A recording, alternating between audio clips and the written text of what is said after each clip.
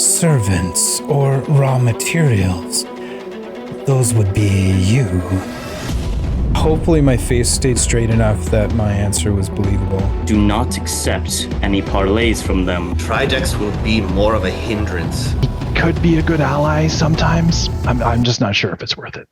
The radiant explosion of light as that sword slashes across his chest. I welcome you to round 2.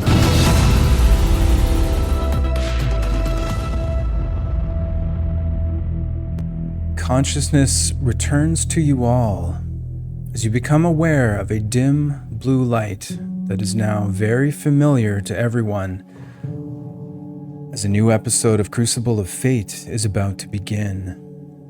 You look around and you can clearly see now that half of the people are gone. 120 contestants began this little adventure with you, and now but 60 remain. And you also know that should your name be called, you will be entering into mortal combat with other contestants, and that half of you will die tonight. Out of the shadows, into this pale circle of light in the middle of the contestants circle, which all of you are a part of, these two figures emerge from the shadows. One in the front is striding quite confidently. You can see now that he's wearing red robes with a gold trim. His dark hair and dark beard, just as groomed as always. As he makes his way into the center of the contestants' circle, about 5 feet beneath you all. Trailing him to the right is Dregs, his metal mask reflecting this dim blue light as his grotesque appearance and many weapons glint a bit of the light as he seems to be ready to the sides, protecting Tharamghoul. As he now looks up, takes a slow spin, looking at all of the contestants that are remaining a bit quickly. Then he looks up and beyond all of you. My contestants, I welcome you to round 2, and to the eyes of truth, I welcome you back to this little game that we have begun. You know that one of these remaining 60 contestants will be my right-hand person, my commander of my abyssal armies and my champion. But all of you, you get to sit back and relax and observe and enjoy the games that I have prepared for all of them. We had a few complaints that things were moving a little bit too slowly, so I am jamming a bit of a shiv into the sides of our contestants here. We're going to amp up the stress that they are under, the panic that they will feel, and the dread that they will experience should they be the ones called to enter the Crucible of Fate. For those of you who may be joining us for the first time, what you're about to witness is very different from other games you may have experienced in the past. You see, these 6 contestants are going to face overwhelming odds against very powerful denizens of the Abyss. And then we will throw them into a deadly escape room. This combination of terror will certainly be the end of 3 of our contestants tonight. So enjoy as they squirm and struggle with their decisions, which there are many, to see what path might lead them to victory and ultimately to glory as champion of the Crucible of Fate. But without further ado, let us meet our contestants for tonight, shall we? No matter who gets called, we will see a lot of very familiar faces here tonight. Each and every one of these survivors so far has already been through the Crucible at least once, if not more. But now they are facing veterans, those who have been through it just like them. And they all know the only way to survive is to eliminate 3 as quickly as possible. So we will begin now. Dregs, if you would do the honors, please. You see Dregs step forward and bring a scroll out from underneath his cloak. And as he unfurls it, the first name of the contestant of episode 1 of round 2 is called out. Akari Moonstrider. And at this time, Levi, I would ask you to describe Akari, and you have 30 seconds to do so, and address the Eyes of Fate, the Eyes of Truth, your fellow contestants, and Theramgul, if you wish. Hi, my name is Levi. I come from the USA, play in New Hampshire. Been playing for about 7 years, and more about Akari. He is a druid, Shatterkai, moon druid specifically. He's got a wicked attitude, psychopath at heart, and he's ready to get into this. So you'll see furs all over him, wooden mask, the whole mysterious vibe. And to his contestants, he would say, "My friends, I am not one for peace, but we have to stand in unity if we wish to survive. Not for the 3 that decided they would soulbind, but for the 3 that are with me. Hopefully we stand strong." And he'd put his arm up to his chest as he would step back and put up a hood. Death Trap. Welcome, Pat. If you could please tell us a bit about Death Trap. I'm Pat from upstate New York. Death Trap's a 6'8" tall human, got black hair, a full beard mustache, and a scar on his cheek that disappears in his beard. He's got splint armor, carries a large shield in his left hand in the center, the symbol of Praxis. Also has a skull embossed on the top inner corner. Long sword is sheathed to his left, and javelin protrude from his backpack. He looks up at the Eyes of Truth, and he says, "My respect to Sir Daylon. Maybe Theramgul will pair us to take out one of his thieves in round 3. Well, welcome back to the show, Pat, and thanks very much for sporting the Crucible of Fate merchandise. So you've got a hat on and a shirt too, I believe? Yep. Well I Ready think for they're battle? cursed, though. Yeah. Excellent. Ellison Alford. Hi, And welcome back, Dorian. Welcome back to the show. Hey, I'm Dorium. I'm playing from San Diego, California. So as Ellison comes out of stasis, you guys hear the clippity-clop of hooves on stone as this humanoid, once child, now teenager, with budding antlers steps out from wherever he is on stasis. Looking around, he looks at all the contestants who are out of stasis and immediately looks over toward where Shay and Tridex are. Oh, we're not frozen anymore. Oh, it's been so nice to be able to talk to mom and dad. I've never had a mom and dad before. I'm excited to play some more games. Hi. And we are excited for you to play as well, Ellison. See that stasis has been a developmental period for you. He looks down at himself and realizes that he's in common wear, he's wearing a tunic and a vest.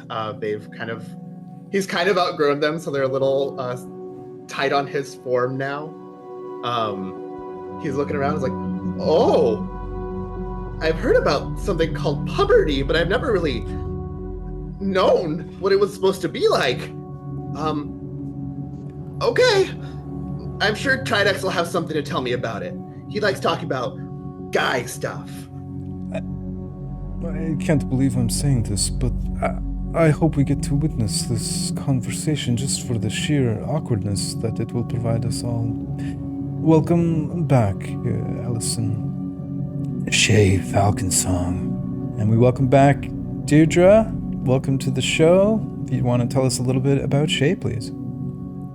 Thank you very much. As Shay gently lands on the floor of the Fate's Hand Tavern with her eyes closed, the white from her hair seems to fall from her like sand and cascading and disappearing like melted snow. Her hair now resembles that light ash brown of a field mouse, and the scent of pine and fresh snow gives way to that of cherry blossoms and fresh cut grass. Her eyes that once resembled chips of ice open and reveal that they are now a shade of jade green, and her skin glows with renewed health. Her face still seems grim, but as though it has seen sunlight for the first time in years. She looks for her boys, and then at Thermgul, giving a polite bow of her head, starkly different from how she reacted to him the first game. It's nice to see you again, Shay. I hope that your time in stasis was enjoyable. It seems that you too have been altered in some way. Yes, I believe that Ellison might have a way of doing that to those he calls his family or parents. Dregs just takes a bit of a turn as he seems to be locating the next contestant. Stack. And out of character, we welcome back Jonathan, who has had a pretty long road through the Crucible so far, with, of course, his episode 1 appearance, and then Return of the Fallen, and now round 2. Welcome back, Jonathan. Thanks for having me. I'm Jonathan. I hail from Washington, D.C., playing D&D since forever. As he wakes up, a sickly green, zombified, patched up orc with wings, wearing a Nyla pendant and also a Pala pendant, enters, and as he lands, he just starts singing. He goes, "Hey there, guys, it's me, I'm Stack. I've come back from 2 fatal attacks. Even though I worship 2 deities, I've got a plan so they'll both be appeased. Through Nyla, I'll kill everyone. What a joy, destruction, fun. Then through Pala, I'll resurrect them back. I'll rule the world with my friends and Stack." And then he looks around at everyone and gives nods. And then, he just kind of stands there smiling and looks down at both of his pendants of the 2 gods and gives everyone a very polite, friendly smile. Stack, I have to say, it's nice to have you back here in the Fate's Hand Tavern. You're always so pleasant and entertaining despite the horrific things that happen to you. I really love your optimism. Oh, thanks, and I like your new clothes there, Mgul. It's good to see someone got a raise. Well, thank you. I had these specially made for round 2. I appreciate you noticing. I think I look quite nice, very regal. So do I. You do. And if what your song says is true, I very much look forward to you killing in the name of Nyla, bringing people back in the name Pala. of Pala. So we can all rule the general thing together, as like a family. That's very sweet. Yeah. Like I never had. I support you. If you are to emerge victorious from this and wish to bring back your friends, hey, we can bring them along. Why not? Oh, yeah, that's so exciting. Everybody here? Hooray! Well, good luck to you, Stack. Good luck. Thanks, Dambo. And the final name for tonight's episode, Tridex. And the Crucible of Fate welcomes back Mike. You want to tell us a bit about Tridex? Yeah, for sure. So I'm Mike from Ottawa, Canada. So Tridex looks much the same. He's got weapons everywhere, but he has kind of a disheveled look, like he hasn't slept for a couple days. And he looks at everyone kind of in the room and all the stars above, and he says, "Look, at first, I considered fate spears and bonding with others a boon. Who doesn't want other people to watch your back in here? But what they don't talk about is the bad side. I've been stuck in purgatory for what seems like eternity with Ellison. He never shuts up. He just wants to talk about feelings. Tridex doesn't talk about feelings. It's not a boon. It's a curse. Don't do it. It's not worth it. Not worth it. Well, there you have it, the inside scoop. I hope that your... Can I say torture? Is that too strong of a word? Oh, I think that's accurate. I hope that it has filled you with rage, and that you unleash this upon 3 people tonight, Tridex. You will see something, that's for sure. Well, now that our introductions are complete, it's time to get on with the show, shall we? So the next part of our show is to prepare for our intermission actions. And for those of you who may be joining us for the first time, these intermission actions, each of our contestants will get 3. And during these intermission actions, they can prepare for the games to come in a number of different ways, such as parlaying, where they invite another contestant to join them in a private conversation that the other contestants are not privy to, so that they can scheme and plan on how to end the lives of those who stand in their way for victory. They can also make preparations or cast spells. Anything that they do here during this turn will take effect as soon as they enter into the game zone.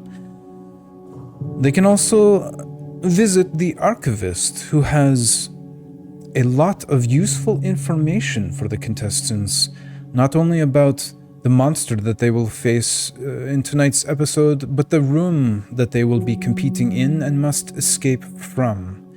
The archivist is also a source of information about the world of Oriah and the many planes of existence around it as well. Much information is to be gained here. And last but certainly not least, they can visit the gift shop within our Fate's Hand Tavern here, where they can find many useful items that could be the key to their success within the games. Of course, these gifts come at a price, a number of consequences that must be rolled randomly to determine how their new gifts will help them, but yet also possibly impede their progress, for there must be a risk to anything that will assist you down here. So with those explanations now complete, we will be reviewing what is available to our contestants in the gift shop. And something a little bit different here for round 2, I will be telling all of you exactly what is in the gift shop and what those items do, so that there is no longer any mystery, in an attempt to entice you to purchasing these items. So out of character here, you get an image of the display cases and the items that are within them that appears in the middle of the room here in front of you all. So in tier 1, which requires 1 roll on the wheel of consequence, there are 2 items here. The first is the Amethyst of Enchantment, and this purple stone affixes to and enchants any one weapon, spell focus, or holy symbol, and it adds +1 to attack rolls and damage rolls. And this applies to anything that requires an attack roll, so not just melee attacks or ranged attacks, but anything including spells that requires an attack roll. +1 to hit, +1 to damage. The second tier 1 item is an Agate of Defense. So this polished red agate affixes to and enchants any item in your inventory that's worn, wielded, or carried, and provides a +1 to armor class. So yeah, that could be armor, it could be an article of clothing, anything you want really that you want this +1 to armor class to be affixed to. In tier 2, the first item is a Wand of Paralysis. Left over from round 1, this item was not taken there. So this wand has 7 charges, and while holding it, you can use an action to expend 1 charge. It is aimed at 1 creature that you can see within 60 feet. The target must succeed on a DC 15 Constitution saving throw or be paralyzed for 1 minute. That save can be remade at the end of the target's turn, and as soon as the save is made, the paralysis ends. It also recovers 1d6 plus 1 charges before round 3. Second item in round 2 is a Ring of Free Action. I also want to point out that the wand it does require attunement, so it would take up one of your attunement slots. The Ring of Free Action also requires attunement.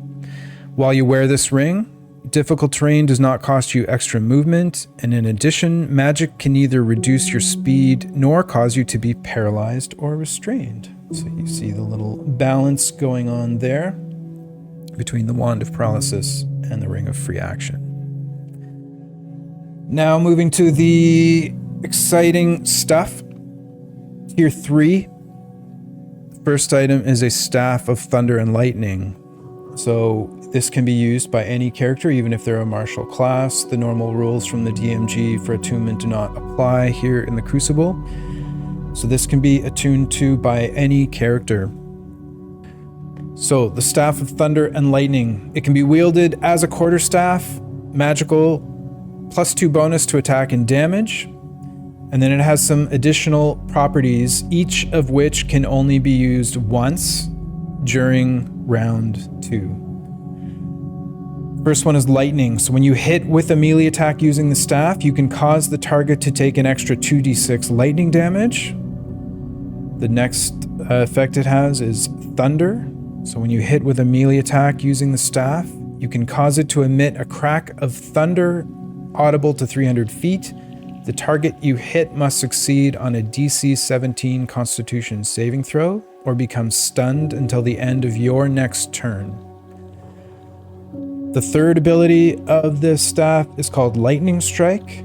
You can use an action to cause a bolt of lightning to leap from the staff's tip in a line that is 5 feet wide and 120 feet long. Each creature in that line must make a DC 17 Dex saving throw, taking 9d6 lightning damage on a failed save or half as much on a successful one. Thunderclap. You can use an action to cause the staff to issue a deafening thunderclap. Each creature within 60 feet of you, but not including you, must make a DC 17 Constitution saving throw. On a failed save, the creature takes 2d6 thunder damage and becomes deafened for 1 minute. On a successful save, the creature takes half damage and isn't deafened. And lastly, you can use an action to use Lightning Strike and Thunderclap at the same time. And our final item in the gift shop for Tier 3 is a bit of a homebrew item called a Weapon of Uncanny Effectiveness. And what this is essentially is a sword of sharpness.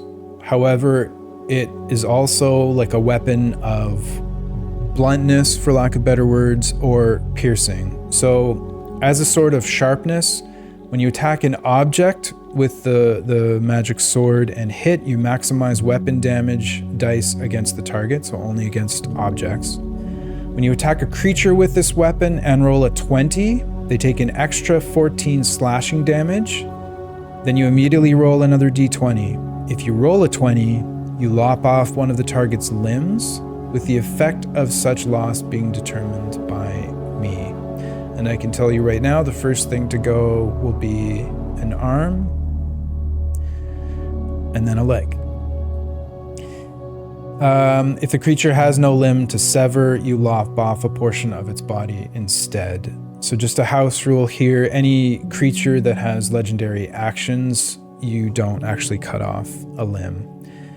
In addition, you can speak the sword's command word to cause the blade to shed bright light in a 10-foot radius and dim light for an additional 10 feet. So that's what the Sword of Sharpness would do. Feel free to look up all of these items so that you can read it on your own time.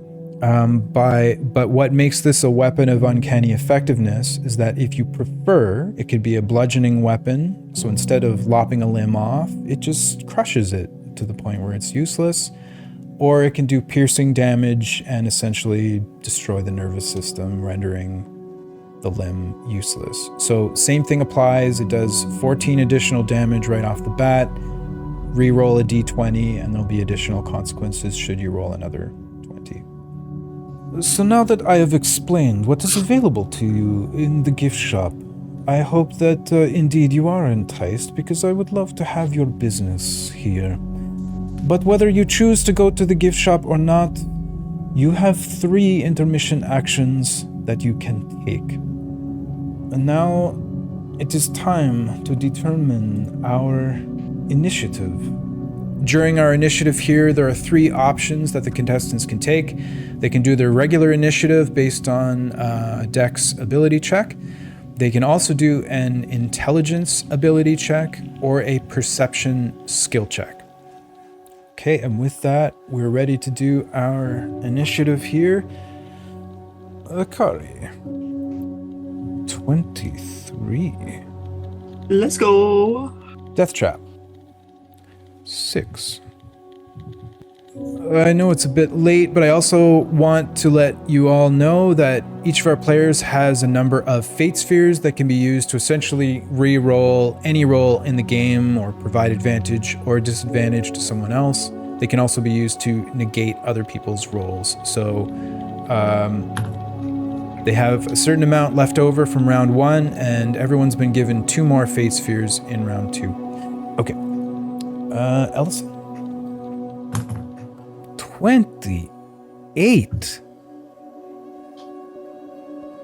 Unheard of. Am I allowed to use a face sphere on that? If you want. Yeah, sure. Ari uses a fate sphere to re-roll that, which is your first of 3 that you have remaining. Ellison, you can go ahead and re-roll your initiative, please. I'm going to fate sphere that fate sphere and let him keep that 28. All right. Look at these veterans knowing exactly what they want, knowing how valuable this initiative roll is. That is your first of 6 being used, Shay. Then we will continue on. Shay. 11. I would like to use a fate sphere to re-roll, please. Shay is using her second. She has 4 remaining. Go ahead. Not much better. 7. Keep it. 7 it is. Stack. 19. Tridex. 5. So we're gonna start our initiative actions. I will see all of you shortly, and I'll be starting with Ellison. Greetings, Ellison. It's nice to see you once again. How are you doing? Hi, Laramgul. I'm doing really well. Mom and Dad and I have been talking a lot, and it's really nice to have a family again. I'm still figuring out where all the what's all going on with all the fur and the hair and weird places, but like, I'm so excited to be back. I'm excited to have you back, and it's very interesting for me to hear that you've grown so attached to Tridex and Shay. Well, yeah. Shay's always been really nice to me, and Tridex has always been really nice to her, so they'll be very useful to us in the long game. I am very much looking forward to Tridex's usefulness and Shay's resourcefulness. So, with that said, I really wanted to buy them something pretty. Would it be okay if I took them shopping? But of course, yes. But just keep in mind that only you can make purchases in the gift shop. They're welcome to come along. Okay, sounds good. Yeah. So, you wish to go to the gift shop first? Yeah, I do. But before we bring in Mom and Dad, I think I want to buy something for myself. Understood. Some things are best kept private, I understand. Especially for That's what Mom Dad and always says. Mom doesn't have to know. Yes. Secrets, they are powerful. Mm-hmm. And with that, you see the gift shop shelves and display case appear around you. So, what has caught your eye, Elson? You know, the last time I was in here, I got this really cool wand, and he holds up a wand of web. I really like that one, and he points at the wand of paralysis. And you would like to purchase this, would you? I think so, yeah. Temporarily or permanently? I think I'm gonna take this one temporarily. Temporarily. It is a tier 2 item, which means 2 rolls on the wheel of consequence. So, Dorium, if you don't mind rolling a d20, please. Okay. You know, I knew this was gonna be nerve-wracking. I didn't think it'd be as nerve-wracking as the first time. Well, especially with a new list of consequences. Ah, fuck. Gotta keep you guys on your toes. Yeah, that's what I expected, admittedly. A 4. This is 1 level of exhaustion as you suddenly feel quite tired. That is fine, I'll keep that. Okay. And your next roll, please. A 13! Oh, wait. No, that was bad before. You suddenly feel a bit weaker in your constitution. -2 to your constitution ability score. Fine. Totally fine. Okay. Then you are now the proud owner of a wand of paralysis. You can add that to your inventory, and it is temporary. So you have it for the whole episode, but it will disappear. Theramgul, before we bring in Mama Shay and Papa Tridex, would it be okay if I leave the wand on the shelf until we leave? I don't want them to know. Sure. Yes, no problem. Okay. Yeah. You can pick it up on your And way then- out. Okay. Perfect. Thank you. Thank you so much. Okay, let us bring them in. Greetings. This is a bit unusual, Shay and Tridex, but Ellison has asked that you be brought along on a shopping trip. Do you accept this little venture? Yes. Then, out of character, I do have to let you guys know that this will still count as your first intermission action, which is gift shop. All good? Very Yes. well. Ellison, they have arrived. So I know you guys were really nice to me Shay was really nice to me in the first game. And Tridex, I'm sorry that I tried to kill you against the big Baylor. So, I thought I would, say thanks for not killing me and for protecting me and for choosing me and take you guys shopping. So Ellison's going to grab from his bag a blue sapphire and put it on the counter. I'd like to sell this back, and then grabs a coin pouch and drops it. And then I have this much money, and I have I just grabbed a bunch of random stuff and just throws it out. I've got all this stuff. And then he pulls a loot out, and the loot itself has this floral pattern on it, but he turns it around and it's it says, "For my charming devil, Charlotte. I took it off of Lucius. I don't need it." And he hands it forward. And so with all of this, I can buy, I would like to buy adamantine armor for Tridex. I'd like to buy a vicious maul because I know he lost his rapier. I want adamantine chain for Shay. And I saw this really cool horn. So I'm gonna buy this too for Shay, because 2 presents for him, 2 presents for you. And then I learned some really cool new tricks. So I also need to buy a little baggie and some stuff to put in it.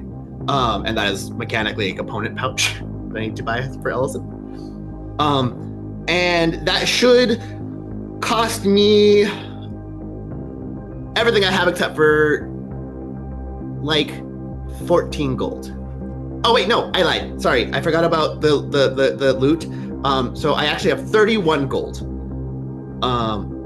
Yeah. Okay, so as you put all the stuff up on the counter, it instantly, well, after you're done with it, disappears and the money goes into your escrow account. As you make your purchases, the money is deducted and it's all appearing now in front of you on the shelves. Anything else that you would like to purchase? He will turn back to them like, I have a little bit more money if you guys have anything else. Do you need potions or anything like that? I think this is enough. I'm actually quite surprised. It almost made the whole ordeal worth it. Almost. I feel the same way. Thank you very much, Allison. You're such a good boy. He will grab onto Shay's hand and like thanks. I've never had a mom, and Tridex will do. So I want to make sure you guys are safe. Just keep in mind that now that you're out of stasis, Shay can no longer hear what you guys are saying as you're no longer talking telepathically. But of course, everything he says is telepathically heard by Shay. For as needed to, I still have the message cantrip if that is a resource that could be used. Anything else here for you, Ellison? Ellison, if you don't mind, I know you're being very kind buying all of this. Would you be able to spare 2 more gold for a dagger? Oh, yeah. Here you go. And he just like flips 2 coins onto the table. And then just like grabs the dagger as it manifests and it's like, here you go. I will repay you one day, I promise. Oh, a promise. I do love a good promise.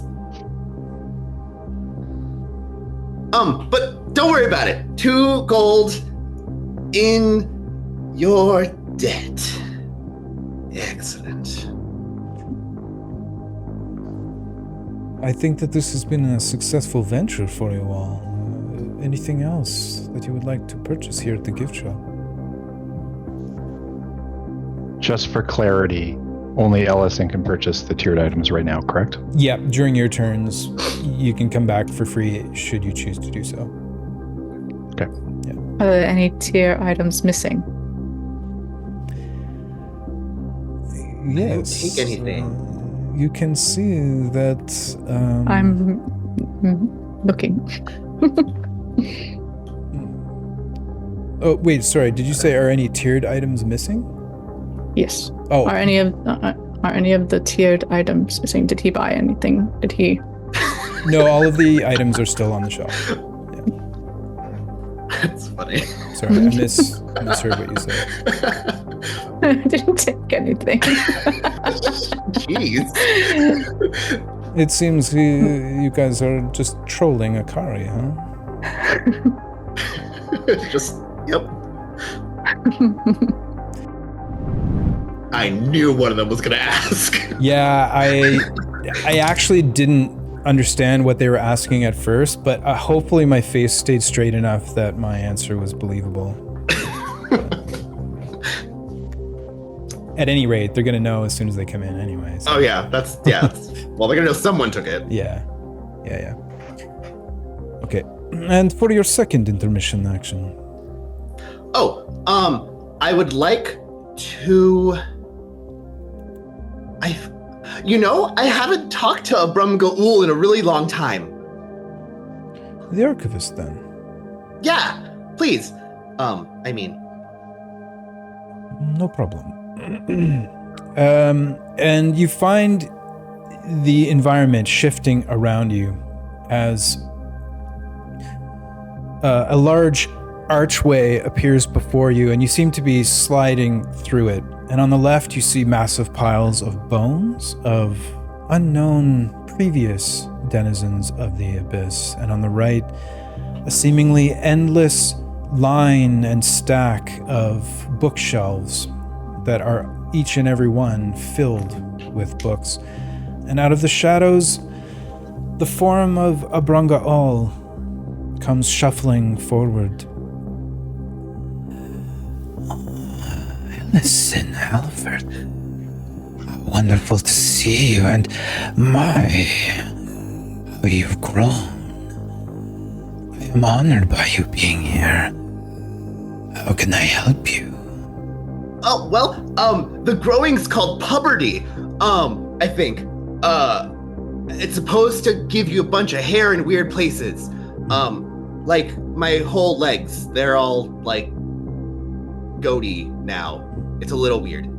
I believe in the common tongue, it's puberty. That doesn't sound right. As you wish. Anyway, I was wondering if I could ask you some questions about, well, a couple of things. And what sorts of things? The events of tonight? Or other items of random interest? Column A and column B. I see. Which would you like to address first? Let's begin with tonight. I'm very curious about this new game that we'd be playing. Very well, then if you could please give me an investigation check, please. For this kind of check, would I be able to do persuasion if I'm trying to get information? Yeah, actually, you know what? It'll be a persuasion or investigation for both, whichever people want to do. Okay, so this is going to be made at disadvantage because I have 1 level of exhaustion. Okay. So it is a 22 because I have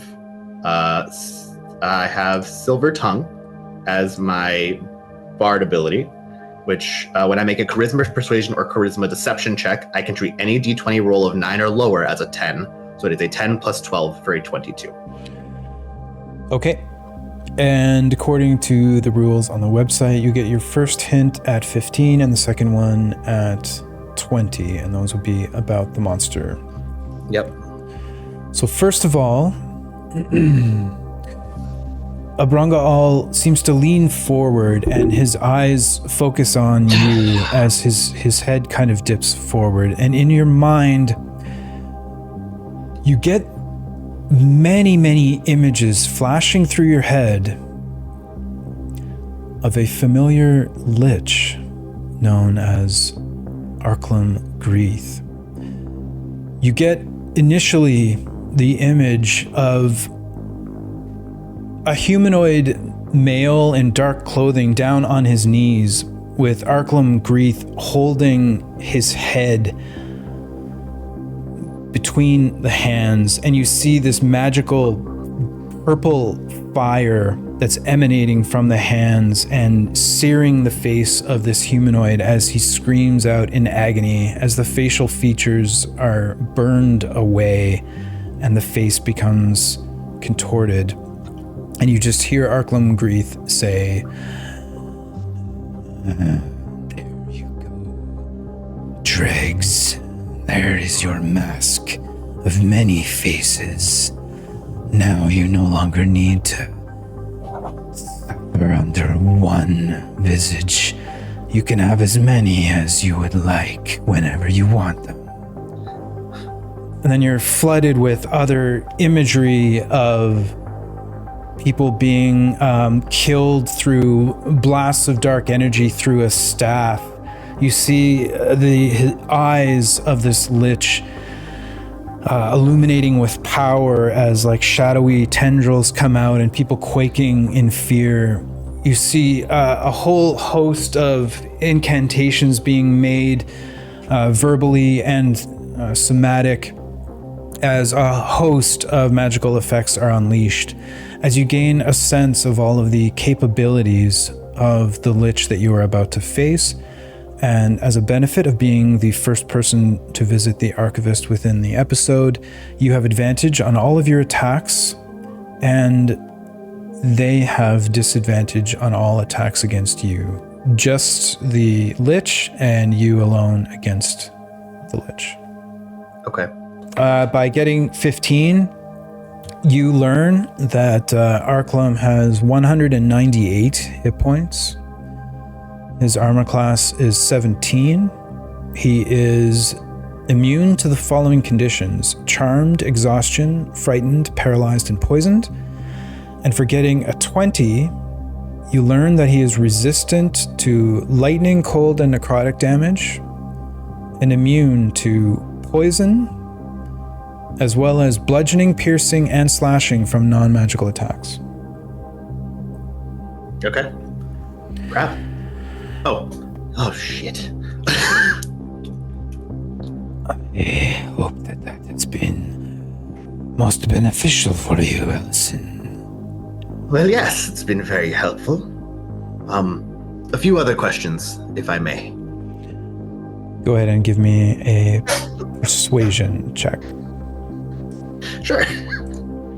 Minimum's going to be a 22, so that is the lowest I can roll. It's a 21. Nope, 28. 22. Yep. 22? Anything below, it's 22, yeah. Okay. I forgot it was disadvantage, not advantage. I am at your service for 2 questions. Well, the first thing I'd like to ask. I really love Shay, and I'm really excited to work with her. But I really hate Tridex. How does one break this so-called soulbind? You wish to remove the soulbind? Perhaps not now, but Tridex will be more of a hindrance the further we allow him to live. There are 2 ways to break a soulbind. The first is another fate sphere. The same cost of entry as the cost of exit. The other is a remove curse. Oh. For clarity, does that mean that Shay and I would have to agree? Or I could remove myself? You could extract yourself from the 3-way partnership. Okay. And if Shay and I both decided to leave Tridex, we would both have to pay 2, 1 each, and then 1 again to re-soulbind ourselves?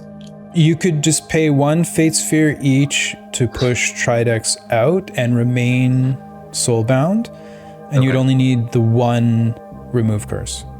Heard. Okay, cool. And my other question for you, Abram Gaul. You see, I gained these keys from the Baelor, but it seems this new game no longer takes place in the same room. What is its value? Can I still seek the Baelor? Will I find its treasure?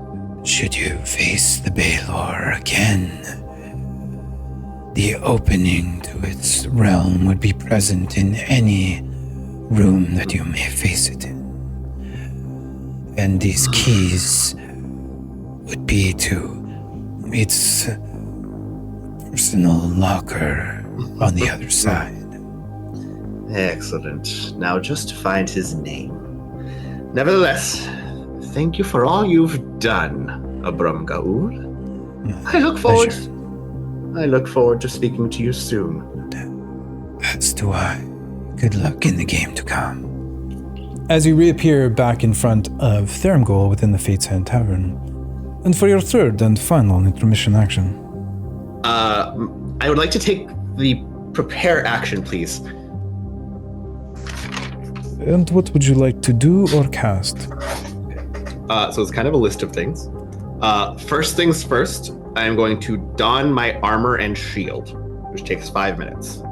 I'm wearing medium armor. It is going to be a chain shirt. I have a shield painted with a holy symbol on it. I am also going to equip myself with my wand of web in my opposite hand. So, Okay. doing all the things in about 6 minutes. I then would like to cast Message to Shay. Okay, what would you like to say? I'm going to tell her that it's the Lich. It's gonna say, hi, Mama Shay. I talked to the Archivist. It's the Lich, and I can force Tridex out of a soulbind. Okay, so you can go ahead and put that into chat and send it to her. Yeah. Okay, perfect. I then am going to cast Message to Tridex. Hey, Tridex. I talked to the Archivist. It looks like we're gonna be going up against the Lich. And he's the one who hurt Dregs. We can't let him hurt anybody else. Okay, yeah, you can go ahead and send that. I'm going to cast Message twice more, each one going to one's going to Stack and the other one is going to Death Trap. Okay. To Stack. Hi Stack. I really, really loved watching your episode. I'm sorry you got hurt. But you worship I think Pala and the two deities you worship. One of them is friends with Ulra, and that's who I worship. Maybe we can be friends. I'll see you soon. And to Death Trap. Hi, Death Trap. You don't know me, I don't think. Well, maybe you do. But you seem like a really good guy and somebody who would fight when someone else is hurt. The monster we're going against hurt Dregs. And I don't want to see him hurt anyone else. I hope we can work together. Please. Okay, so all good with those? I'm then going to, you'll see that Ellison has a bunch of rings on his neck. He is going to grab them and hold on to them, and I'm going to use my Cleric feature, Emboldening Bond. This will allow me to target up to 3 creatures, myself included, for the feature, or for the ability. Emboldening Bond is an action, choose 3 willing creatures within 30 feet of you, so my soulbound people, creating a magical bond with them for 10 minutes.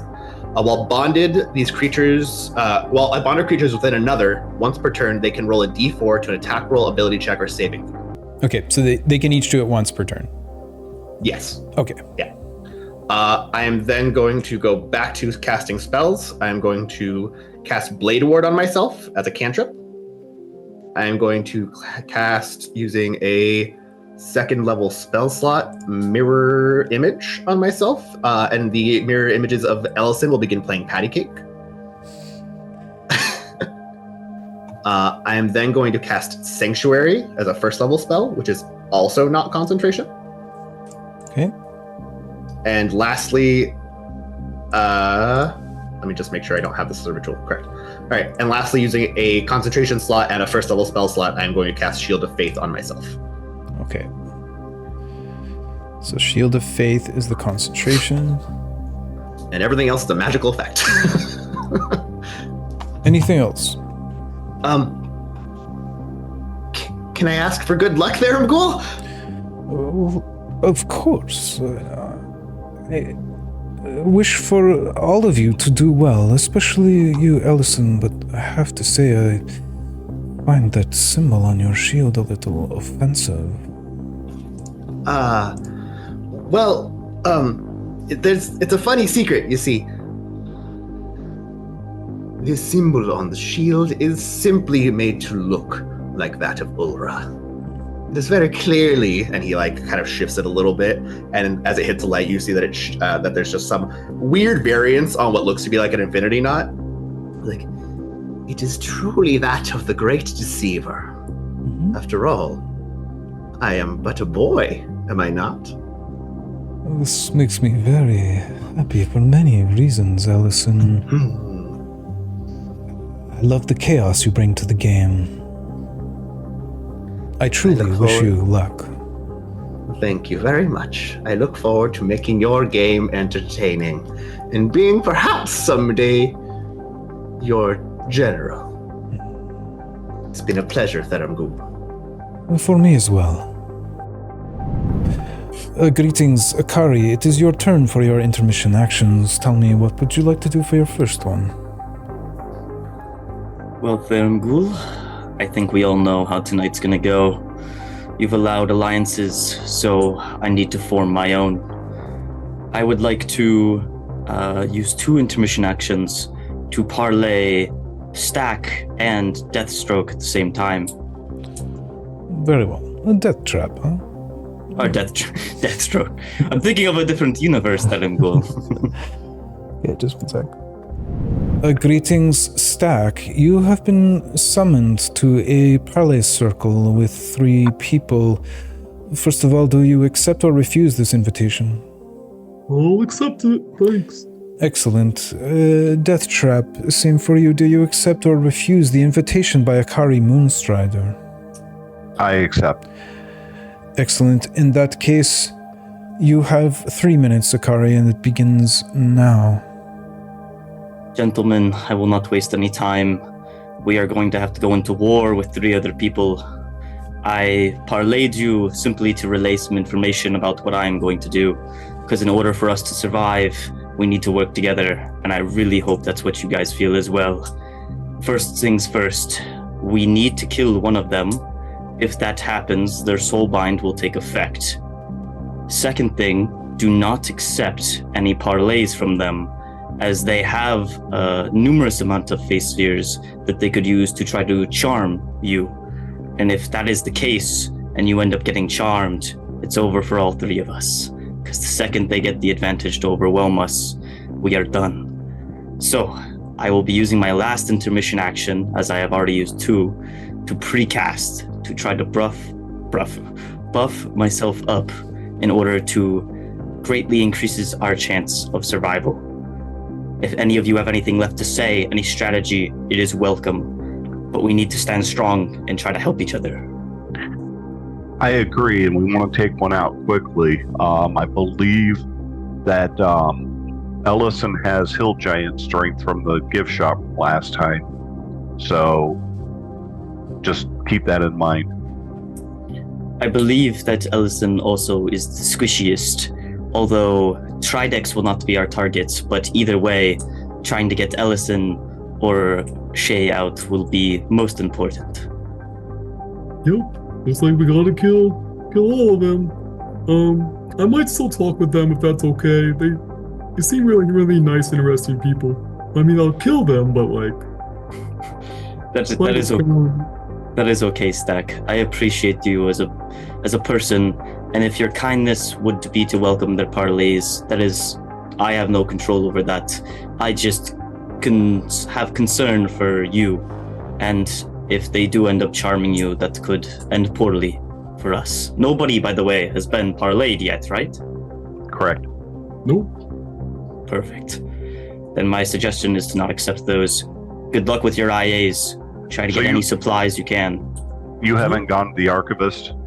No, I believe that's the reason I tried to win, was because so I could go there first. I do not have great persuasion, and the gifts only become worse as the more people go.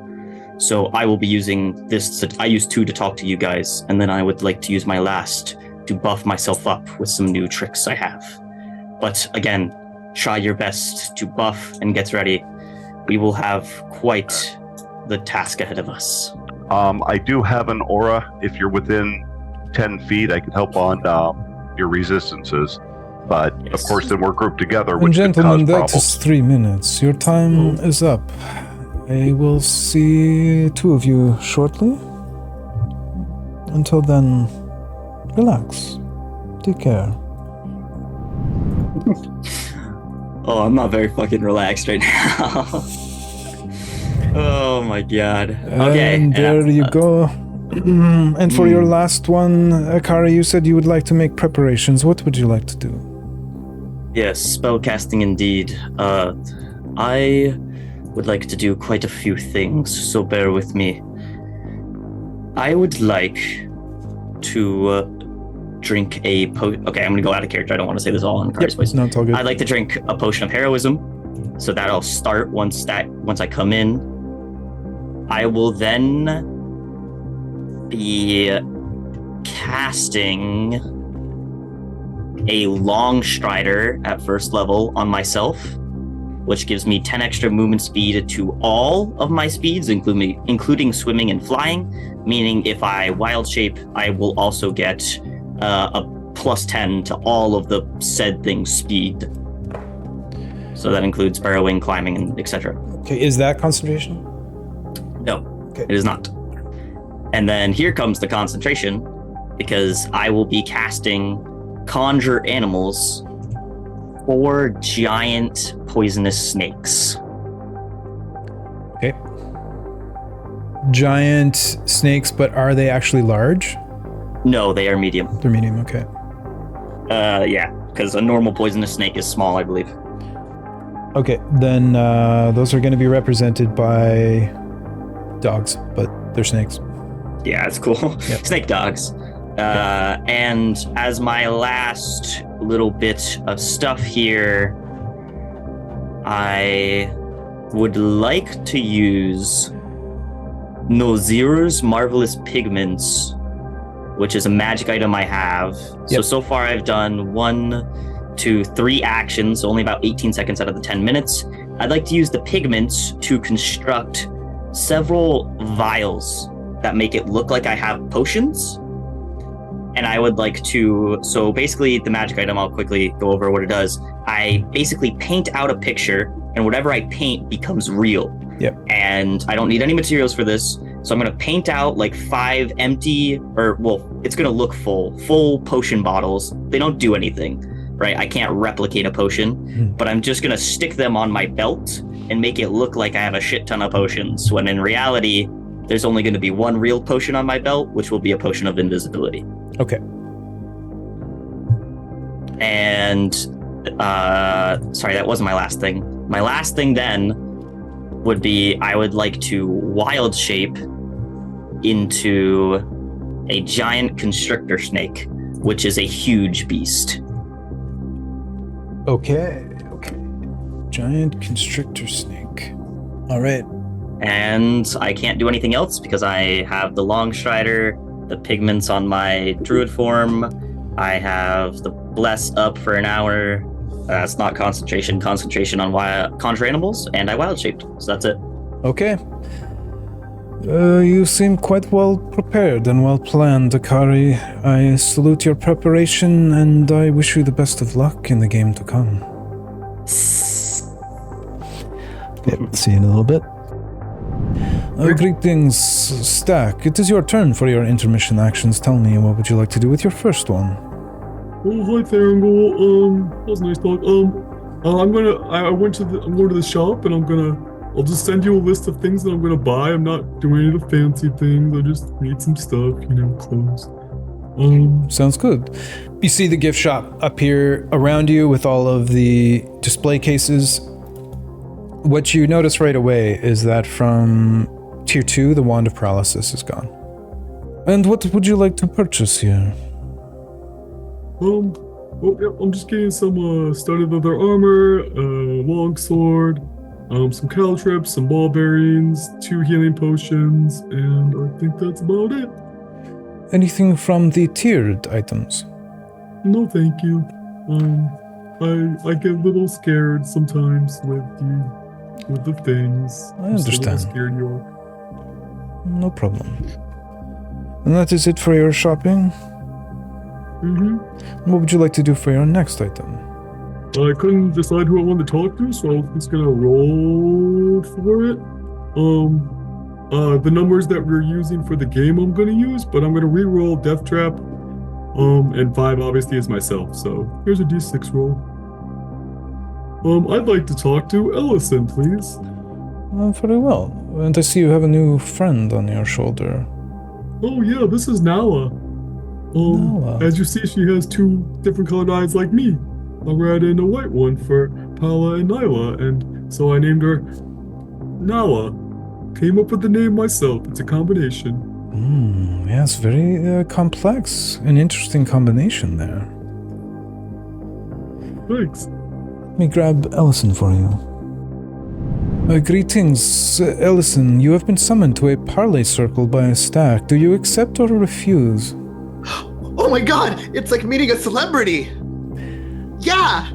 Okay, then with that enthusiastic acceptance, Stack, you have 3 minutes, and it begins now.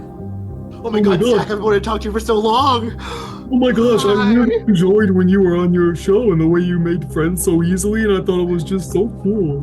You too. It's been so much fun watching you. I was really excited to see you in Return of the Fallen, and then you died, and then I was sad, but then you're back, and I'm really excited that you're here again. And oh my god.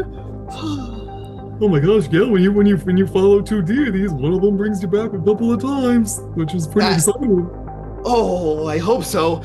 I hope you don't have to be brought back anymore at all. I hope you just keep making it through. Oh gosh, me too, but that would be so sad because like the whole thing, you know, with the bonding and the people and that's easy. I found out how to break a soul bind. You've learned how to break the soul bind. That's crazy. I didn't even know that was possible. How? It's kind of really long and complicated, and well, I mean, you have to be in one first. But like, I have to talk to my friends first before I can really. And not that we're not friends, Stack. It's really early in our relationship, and I'm going through these changes, and I don't really know how to feel about stuff, and I'm just, you know. Well, if you need someone to talk to, the Paolo priest taught me a lot of things when I was growing up. Oh, that'd be really great. But is there something you wanted to talk about? Is there something I can help you with? Oh, I was wondering if you worshipped anyone. Oh, I do. So and he like clangs at a shield that he's now wearing. So this is the symbol of Ulra. She's friends with one of your gods. With Paula, yes. I worshipped her during the Revenge of the Fallen. I was worshipping Aura, actually. I tried to go a separate way, and then I got punished for it, and then I'm back because I decided to repent my sins and go back to Paula and Nyla. I liked it. It was interesting. Yeah. So I figured, that's cool, and they're friends, so we can be friends. Oh my gosh, we're like friends adjacent already. Like friends of friends are meant to be friends because we have so much in common. Yeah, definitely, exactly. Oh my gosh, I'm so excited to see you at the next event. Like I feel like the six of us could take down the world, whatever it gets thrown at us. Well, do you know what's coming up? Did you go talk to Abram Gaul? Did you? Nope, you're the first person I've talked to. First person on my list. Oh wow! I picked you out specifically. Oh wow, that's amazing. I'm really honored, Stack. I've been admiring you for so long.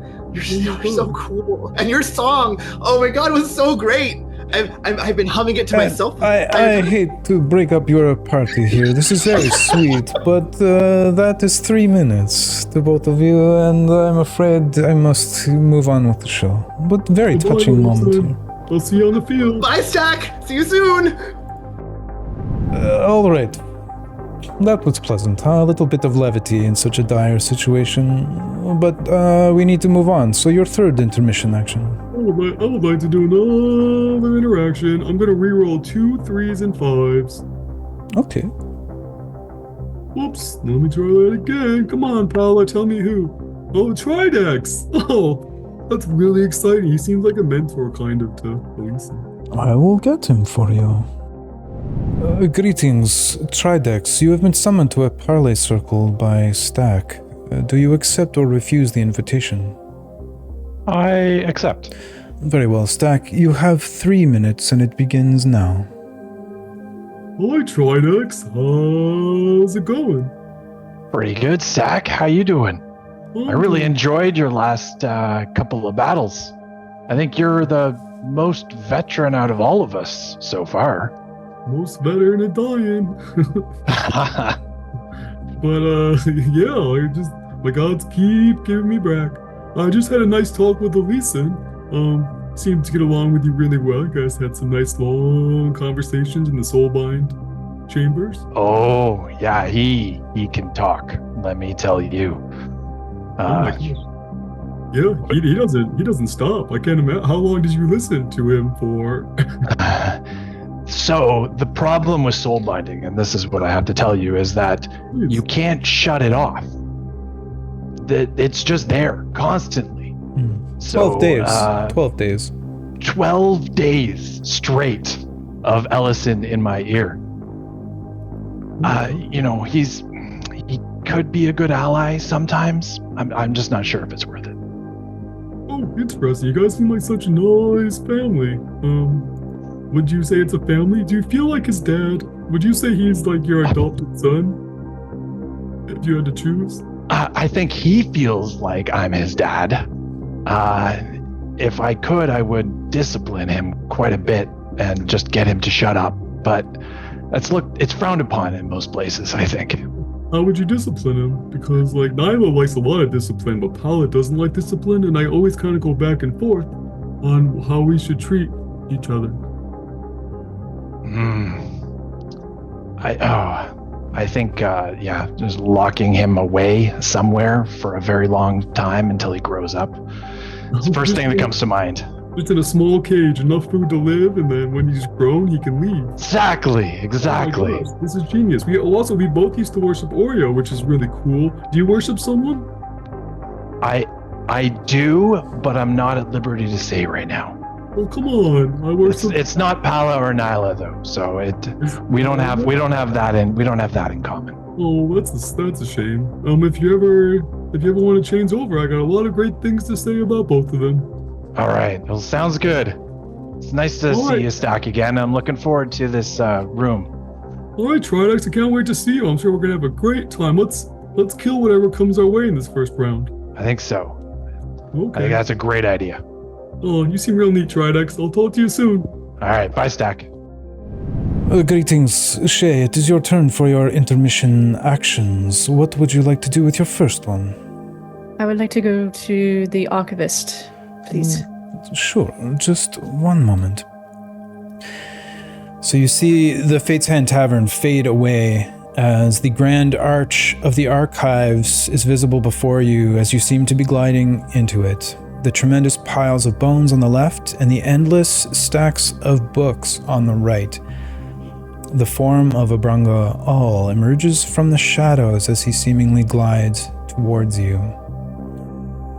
Shay Falconsaw, what brings you into the archive? Hello, Abranga All.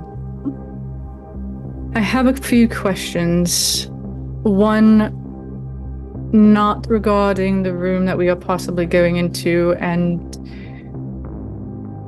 a few of a room that we might be going into, or regarding the creature that we might be going against. Okay, so just give me either persuasion or investigation, whichever you prefer. Okay. 13 does not hit the threshold. 15, 20, or 25 is the threshold. I will be kind and generous. It seems that knowing what is on your mind, I do not have immediate access to the information. But I will tell you that you are not the first to visit me. But out of grace, I will tell you that you are facing Arklum Greeth the Lich, and you will be facing him within a room called the Early Bird. Okay. Is there anything other than information about tonight's rooms you wish to know? Yes. Then a persuasion check, please. 22. I feel bad about not having information for you about these rooms.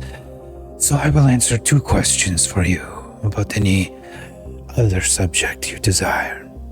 In that case, my first question would be, how would I be able to remove negative modifiers from the Wheel of Consequence, specifically the -2 abilities and possibly the frail condition, if you want to count that as 2 questions?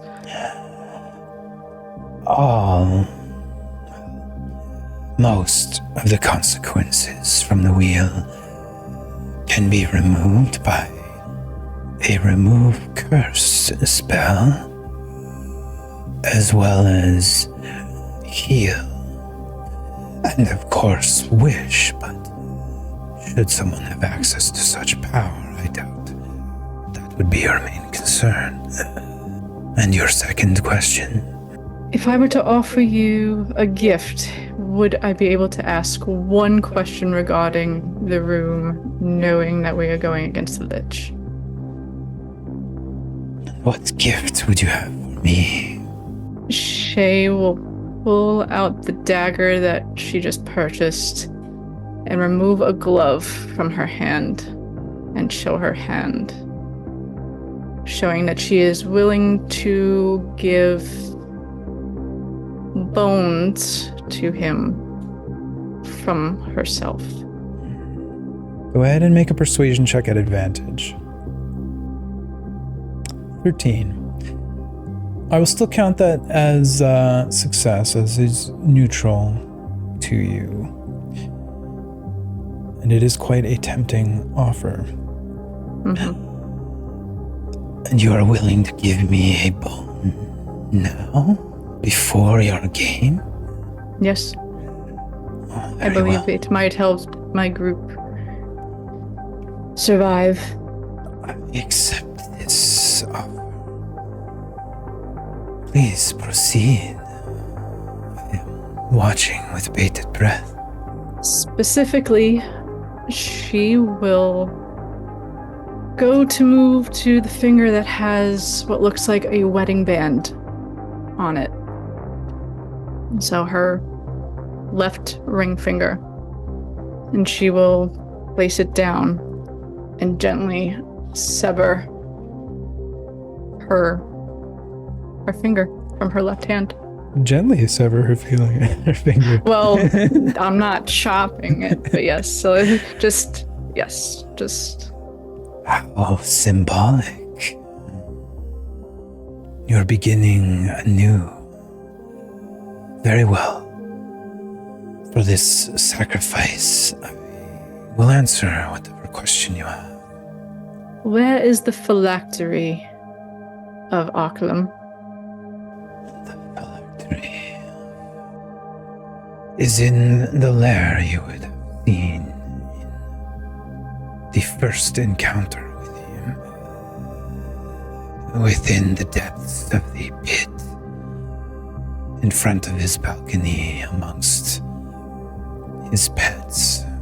And so it'd be impossible to access that any further. It would, I believe.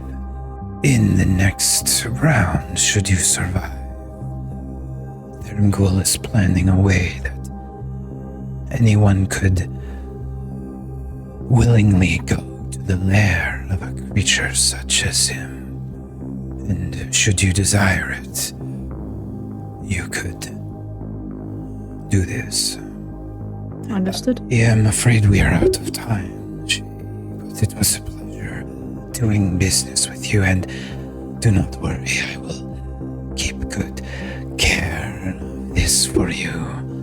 As he grabs your finger off of the table and wraps it in a nice embroidered silk cloth and puts it within the folds of his robe. And you see him fading into the distance as this happens, as you're now back in front of Thermgul. It is now time for your final intermission action, as your first one was taken up by your trip to the gift shop. What will it be, Shay? I would like to prepare for what is to come in this room. What preparations would you like to make? She would sit on the floor casually, very different from the way that she used to carry herself in the first episode.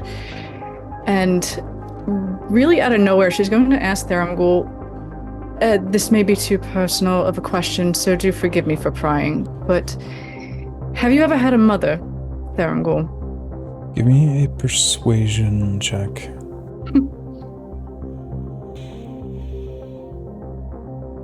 Yes, I was once a mortal that walked the surface of Oriya, such as yourself. Why do you ask? I would wonder if you would humor me as I prepare, giving you some perspective as to my intentions with my teammates from a mother's perspective. Proceed. My mother's heartache is an indescribable ache, a relentless pain that lingers in the deepest chamber of her being. Each beat of her heart carries the weight of unfulfilled dreams and the haunting absence of a cherished presence. At that, she will cast Remove Curse on herself.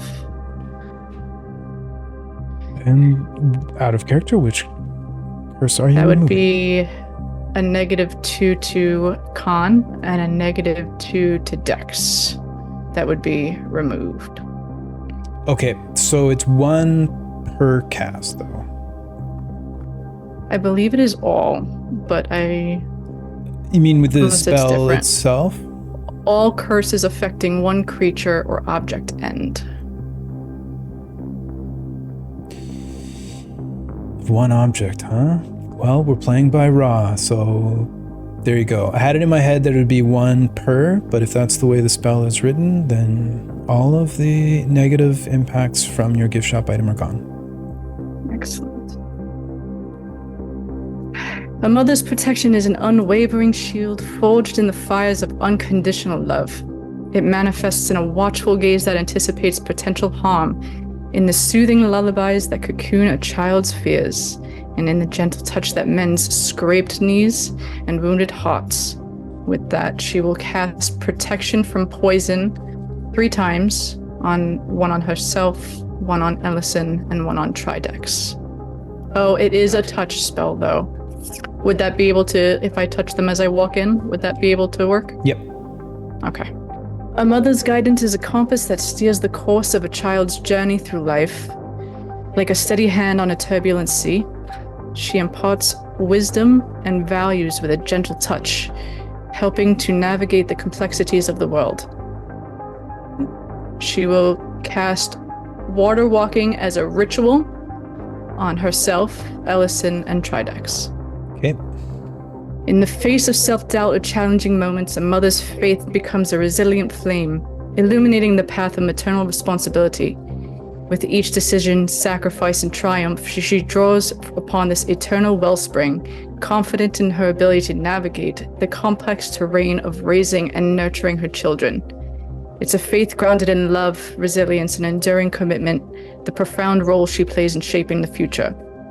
She will harness divine power twice to regain 2 spell slots back. Okay. And finally, in moments of uncertainty, a mother's ferocity emerges as a lioness protecting her cubs, fiercely guarding their well-being. She will cast Spirit Guardians on herself. All right. And that one is concentration, correct? That is a concentration. Okay. Here we go. And that's a 15-foot radius? Around myself, yes. Mm-hmm. Okay. So let me grab something here. All right. Any other preparations? Walking into the portal, I will be clicking my heels. I'll announce it if you need me to. I will click my heels to activate my boots of speed as I walk into the room. Okay. Sounds good. Well, that was very powerful and touching, Shay. Thank you. It actually brought back a flood of memories of my mother before the dark times. Before Nyla called down the cataclysm upon Oriah. Thank you for that, Shay. Thank you, Thavern. Greetings, Deathtrap. It is your turn for your intermission actions. Your first of 3. Tell me, what would you like to do? I've got questions for the archivist. Very well. The archivist.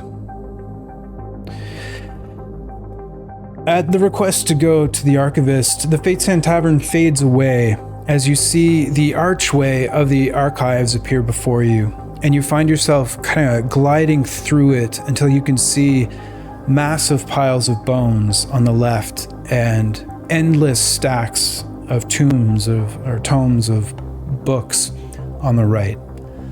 Out from the shadows emerges a familiar shape of Abranga All, his gray skin, his sunken, pale eyes, and the tentacles extending from the front of his face.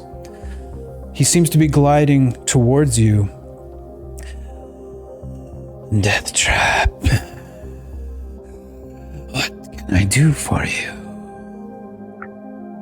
I have a few questions. I assume somebody's already gotten the information for the room that's coming up. Yes, you are not the first to visit me. In fact, you are the third. So out of character, if you would like to get information about the rooms you are about to face now, we can do a check for that. If you just want lower questions, a different check. So what are you interested in, Deathtrap? Oh, I actually have questions about the rooms, but if that's I got a better persuasion than I do in investigation, so I can't ask questions with a persuasion, huh? So I'm going to make a slight alteration about the room. Yeah, I'm going to make an alteration. So the questions about the rooms can be persuasion or investigation. The lower questions will be persuasion. Okay. Then I would like to ask a few questions, if I can, about the room itself. That's 25. better. So with a 25, learning about the room, according to our new rules, you get 3 tiers of information. Tier 1. You will be facing a very powerful lich known as Arklum Greeth. I do not think the likes of all of you will be able to defeat such a being. I would focus on survival and eliminating your competition. Out of character, for getting a 15, first of all, you learned that Arklum Greeth has 198 hit points. You also learned that his armor class is 17. You learn that he is immune to the following conditions: charmed, exhaustion, frightened, paralyzed, and poisoned. For getting a 20 on the roll, you learn that he is resistant to lightning, cold, and necrotic damage, and immune to poison, and also to bludgeoning, piercing, and slashing from non-magical attacks. We're getting a 25. I am going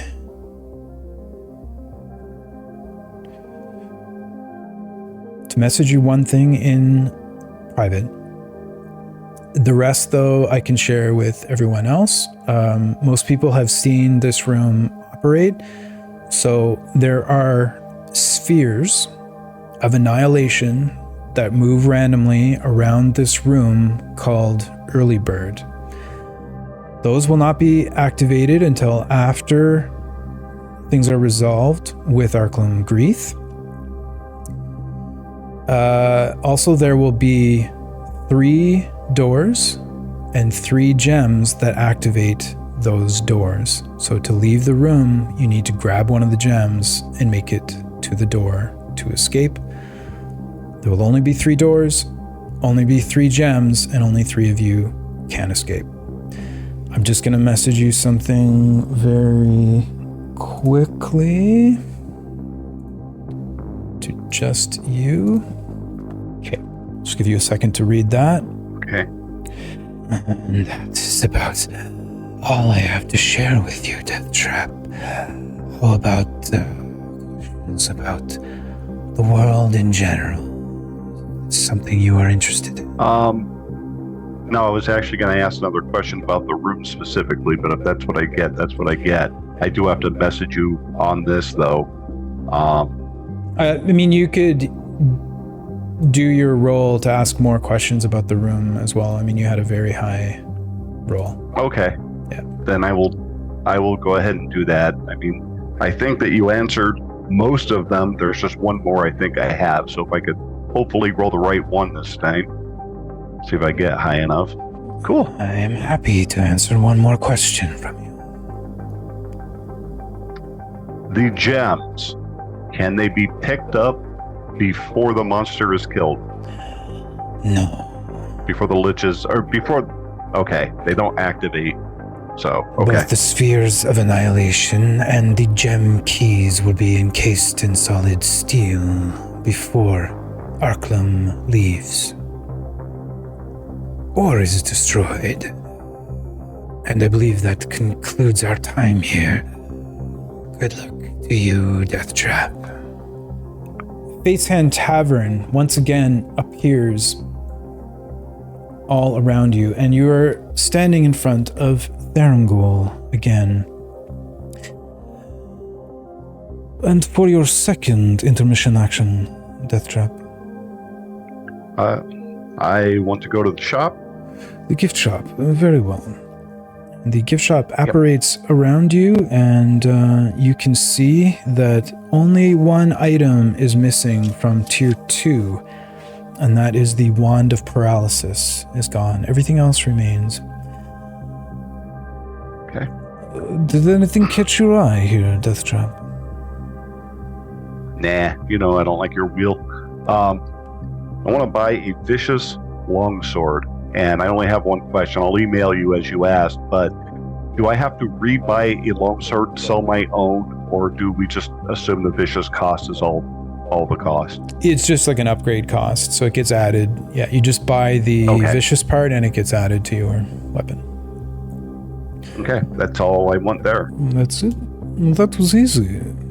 And your third intermission action? Preparation buffs. And how would you like to prepare for the battle to come? Okay, first thing is Channel Divinity, Peerless Athlete. So for 10 minutes, I have advantage on Strength, Athletics, and Dexterity Acrobats checks. I could carry, push, drag, and lift twice as much. And the distance of the long and high jumps increases by 10 feet. Okay, excellent. Anything else? I'm gonna drink my potion of speed. So that acts as a haste spell, which doubles my movement, which because of my strength right now is 20, so that'll go up to 40. Yep, got it. I won't be using it like that anyway, so. And then the final thing is, since somebody else already has got the magic information, I am gonna cast Protection from Evil and Good on myself, which is going to protect me against fiends and undeads. So they would have a disadvantage on attack rolls against me, and they cannot frighten me or possess me or charm me. Protection from evil and good, and that is a concentration spell? That is a concentration, yes. Does that conclude your preparation, Death Trap? It does, and for the sake of speed, if the next person wants to parlay with me, the answer is no, and I'm going to go make a quick bio break also. Very well, understood. We'll see you shortly. Greetings, Tridex. It is your turn for your intermission actions. So tell me, Tridex, what would you like to do for your second intermission action, as you already went to the gift shop? I would like to actually go back to the gift shop.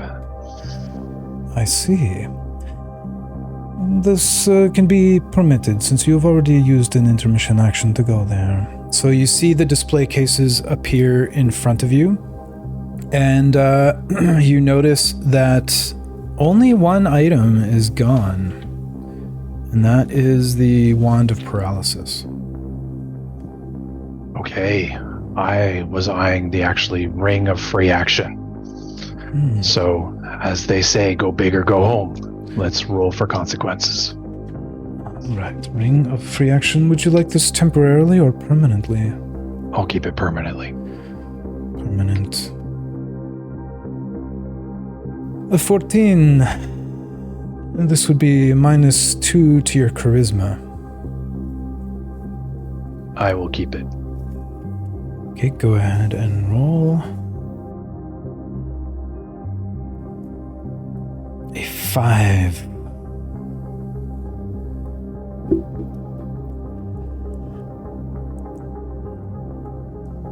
And telepathically, you hear in your head that you are now deafened. I've seen this one before. I'm like trying to talk back to you, but telepathically. Okay. I accept both of them. Okay, so deafened and -2 charisma.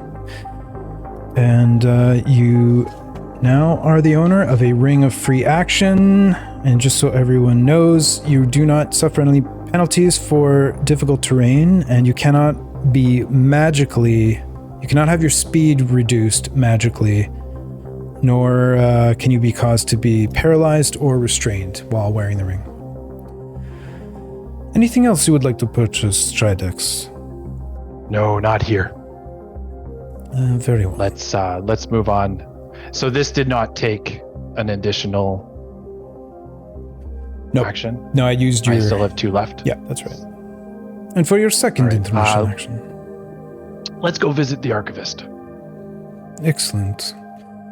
The Fate's Hand Tavern dissipates around you into wisps of shadow, and out of the shadows apparates the grand entrance to the archives. On your left, you see massive piles of bones, and on your right, a seemingly endless column and wall of books and tomes. Out of the shadows, a humanoid figure with gray skin, tentacles protruding from its mouth, its skin gray and sunken and shriveled, its eyes a pale white as a Brungaal, glides towards you. Tridex, what brings you to my grand hall here? Yes, Archivist. I am curious if you have some more information on the trap room nature that we will face. Specifically, I'm looking for ways to get to survive the room easier, if there are any. If not, any secrets you can impart. Very well. Go ahead and conduct your research. And you can roll either a persuasion or an investigation. What else? My persuasion is 11. All right. So 11 does not meet the 15 threshold to gain additional information, but in his infinite generosity, Brungaal turns to you and says, "You are not the first to visit my hall here today. But I'm willing to tell you that you are facing Arklum Greeth. That is the lich that you will be encountering in but a few moments. Also, you will be competing within the room known as Early Bird, where you must gather the spherical gems which are keys to the doors. They will not unlock until Arklum has either been defeated or has taken his toll and departed." I see. Thank you very much for imparting that information. You're welcome. If I come and visit you again and have a chance, Is there tomes of knowledge and or other items of value that you would be looking for that we could trade? Any artifacts or rare volumes are always of interest to me. They would sway me heavily to help you. All right, thank you. You're welcome. Good luck, Tridex. And with that, you see the archives fading away from you as the Fate's Hand Tavern seems to appear up out of the ground and shadow around you. You see Thermghoul once again standing in front of you. Your final intermission action, Tridex. My final action will be the prepare action. Very well. And how would you like to prepare? Very simply, I would like to first cast Armor of Agathis, and then I would like to rage as I enter the portal. Okay. Good luck to you in the battle to come, Tridex. It is going to be an epic one. Many preparations have been made. This will certainly Lots be... of chaos. Yes, chaos Just indeed. the way I like it.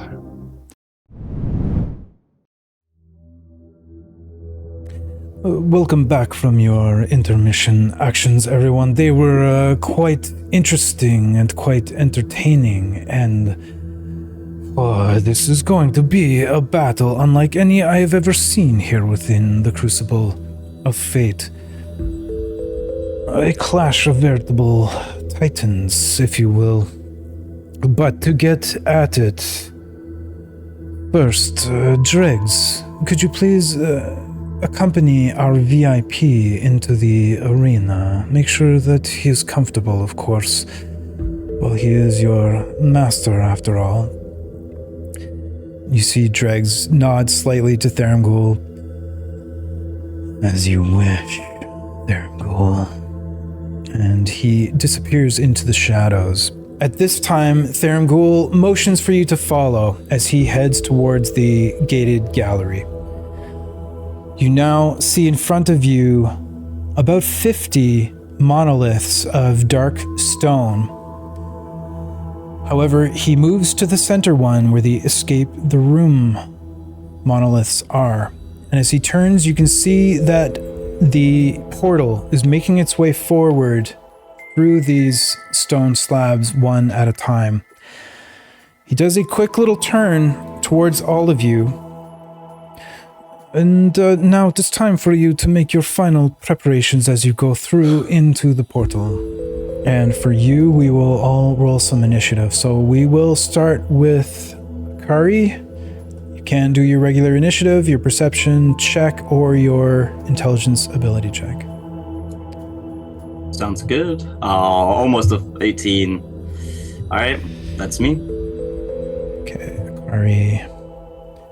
8. Death Trap. 16. Elson. 9. Shay. Dave, sorry, I had to roll initiative for the precast that I had.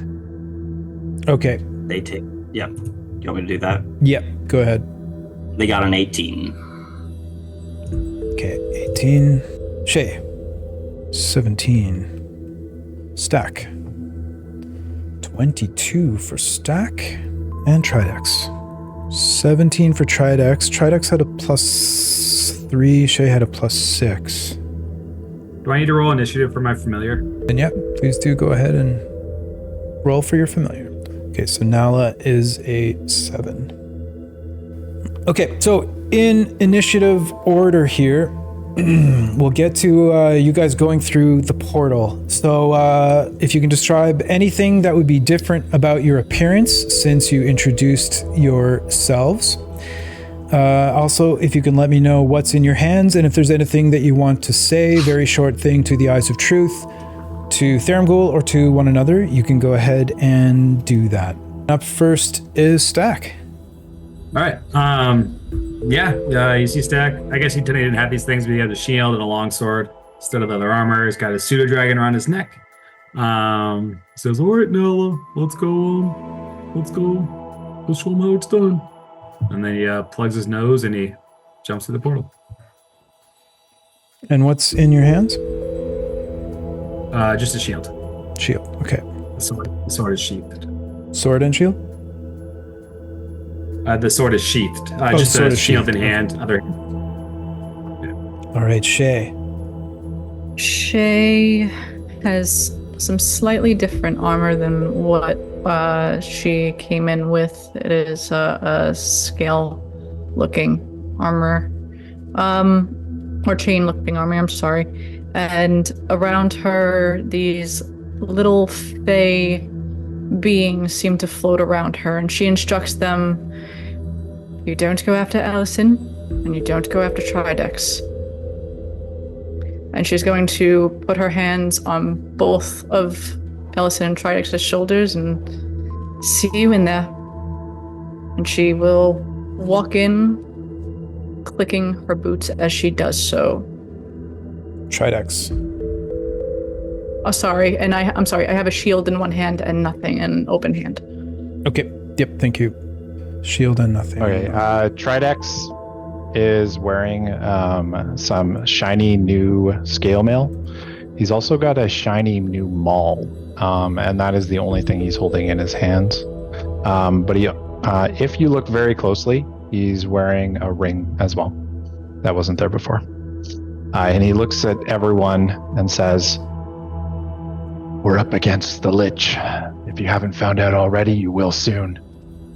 We might have a chance if we work together." And then he strides on in. Okay, and in your hands? Sorry, that was just the maul. Just the maul. Okay. Death Trap. Deathtrap has a shield in his left hand, a javelin in his right hand. The sword on his side looks a little bit different, still a long sword, but something magical about it. And he just looks at everybody and walks through. Ellison. So Ellison is going to like grab onto Shay and Tridex's hands before they walk through, and they will both find that they each gain a pinky ring, which resemble the ones on his neck. Additionally, beyond that, Ellison has donned armor and is carrying a shield and a wand of silver filigree. As he is going through the portal, various copies of him will expand out from him, and they will be playing patty cake behind him.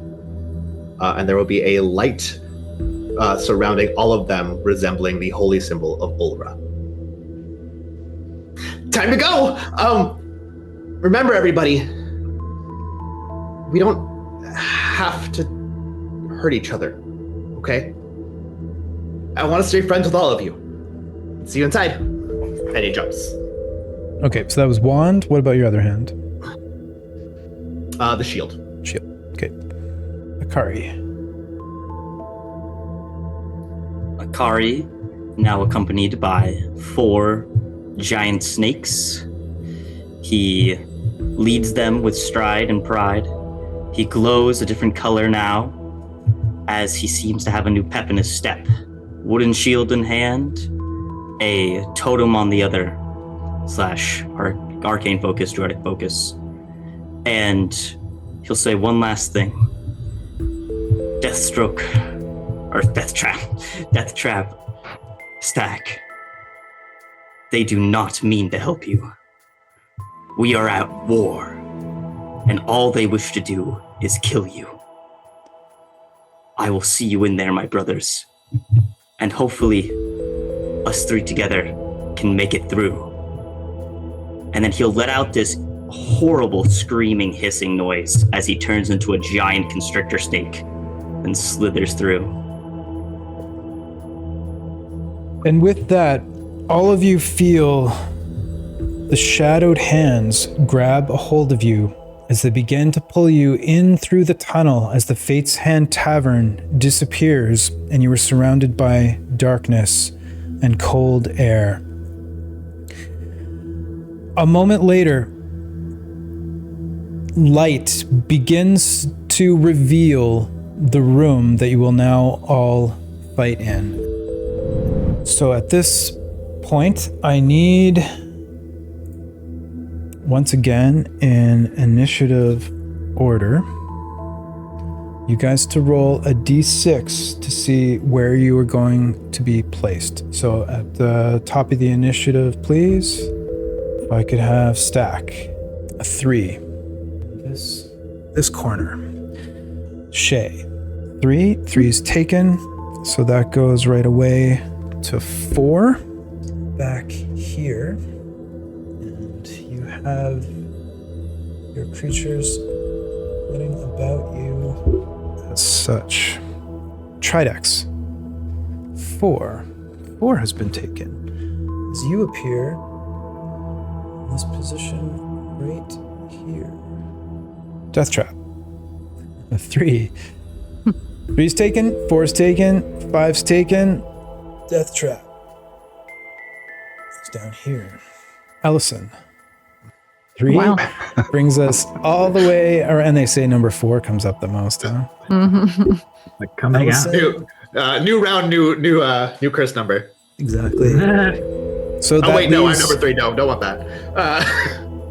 That leaves one more starting position for this huge constrictor snake. And the posse.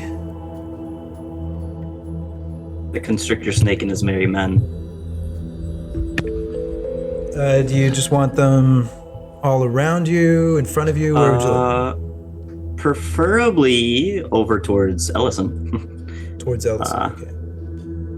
Well, they have to be within 5, so we'll... Yeah, just fill up like the 3 squares alongside facing Ellison, and then one on the top left would work. Yeah, perfect there. Okay, and I forgot one more mini, I think, for Stack's Familiar. Unless I say otherwise, he'll probably be on my shoulders for most of Okay, it. all right, so sitting, I'll put it here, but it's on sharing the same space with you. Yeah. In the middle, these red squares represent lava.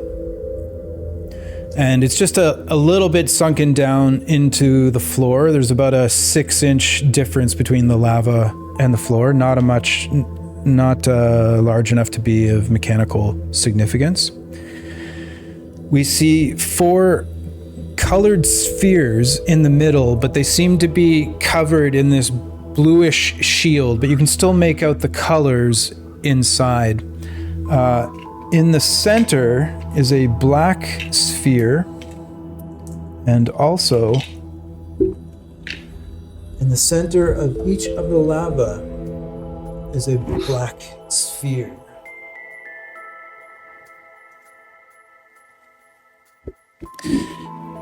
Any questions about the room before we get going? Is the sphere on top of the lava, or is it like in the lava? They're floating above the lava. Stepping through the portal emerges the form of the lich known as Arklum Greeth. As he stands there, you can see that he is carrying a staff, a very ornate design. He is also wearing a high-collared, dark blue, like midnight blue robe with silver trim and silver, like ancient arcane symbols that adorn this elaborate robe. And as he steps out of the portal and looks at each of you, you see his grotesque face that was the inspiration of Dreg's mask. It truly is horrific. And as you now see it for the first time in person for yourselves, it is a sight to behold, with the skin rotting and missing in some places, some teeth and bone visible in the holes left by the flesh being rotted off. The eyes are just darkness and shadow with no visible eyeball. But he stands tall, over 6 feet, his back straight and chest out. And he just stares a slow circle around the room as he says, Welcome to round 2, contestants. Thermgold continues to provide a return on my investment. Dreg's service in exchange for servants or raw materials. those would be you. So I am very curious to see which of you will remain behind with me to serve me for eternity as I see fit. I salute your courage once again for surviving this far. But for one of you, this is the end of the line. And he brings his staff up in a salute as his skin pulls back, and you see more of his teeth as he smiles viciously at you. And that is where we will begin. So starting us off is Stack. Cool. Stack kind of gets his bearings and looks around at the lava. Can I like kind of see? I don't know Stack doesn't know what the orbs are for. Is there anything about them that like looks like they'd be useful to pick up or anything, or that take an action to do, or kind of just glance? You still would have seen, even when you were in Return of the Fallen, what happened in the last escape room if you watched it. So if you watched it, you would know how they do work. If you haven't, okay. But No worries. right now, all of the spheres seem to be encased in like a glowing blue energy. The 5 black ones, so the one in the middle, and then the 4 that are in the center of the lava, just hovering about 3 feet in the air. Those are a little bit bigger. They're about 2 foot diameter, and they appear to be just pure void, just like a spherical emptiness in the material plane, or wherever it is that you are. In this current plane, it's just a hole that appears to be 2-dimensional. The 4 in the middle are glowing with like a bit of blue, red, green, and white. And you can see that the doors also have a circle, each one matching one of the colors of the gems in the center. And those are represented by the gems behind the doors. Awesome. No, I was literally in this fight and I just blanked out on what it was. Cool. I would like to cast darkness on myself. And then I'm going to walk over right next to the Lich with Nala in my hands. Okay. So Stack, cast darkness, just concentration, I think. Yes. I think that's all my speed. And then, does it feel like the Lich can see me if I like look at the Lich? Does it feel like the Lich can see through? What's your passive perception? Low, like 10. If he can see you, he doesn't seem to be paying attention to you as you approach. Excellent. All right, Nola. You're not only my therapy pet, but you're also my little buddy. Bite him. I'm gonna use my bonus action. I'm gonna hold him up, use my investment in Pack of the Chain, and have my pseudo dragon try to bite this Lich. Give me your attack roll. And he has blind sight if that matters. Okay. So it'll be a d20 plus 4. Damn. But I think he acts on his own turn, right? So you use your bonus. I use my bonus. I'm using the investment of the Chainmaster. As the bonus action, you can command the familiar to take the attack action. Okay, so it does take place right there and then, not on his turn.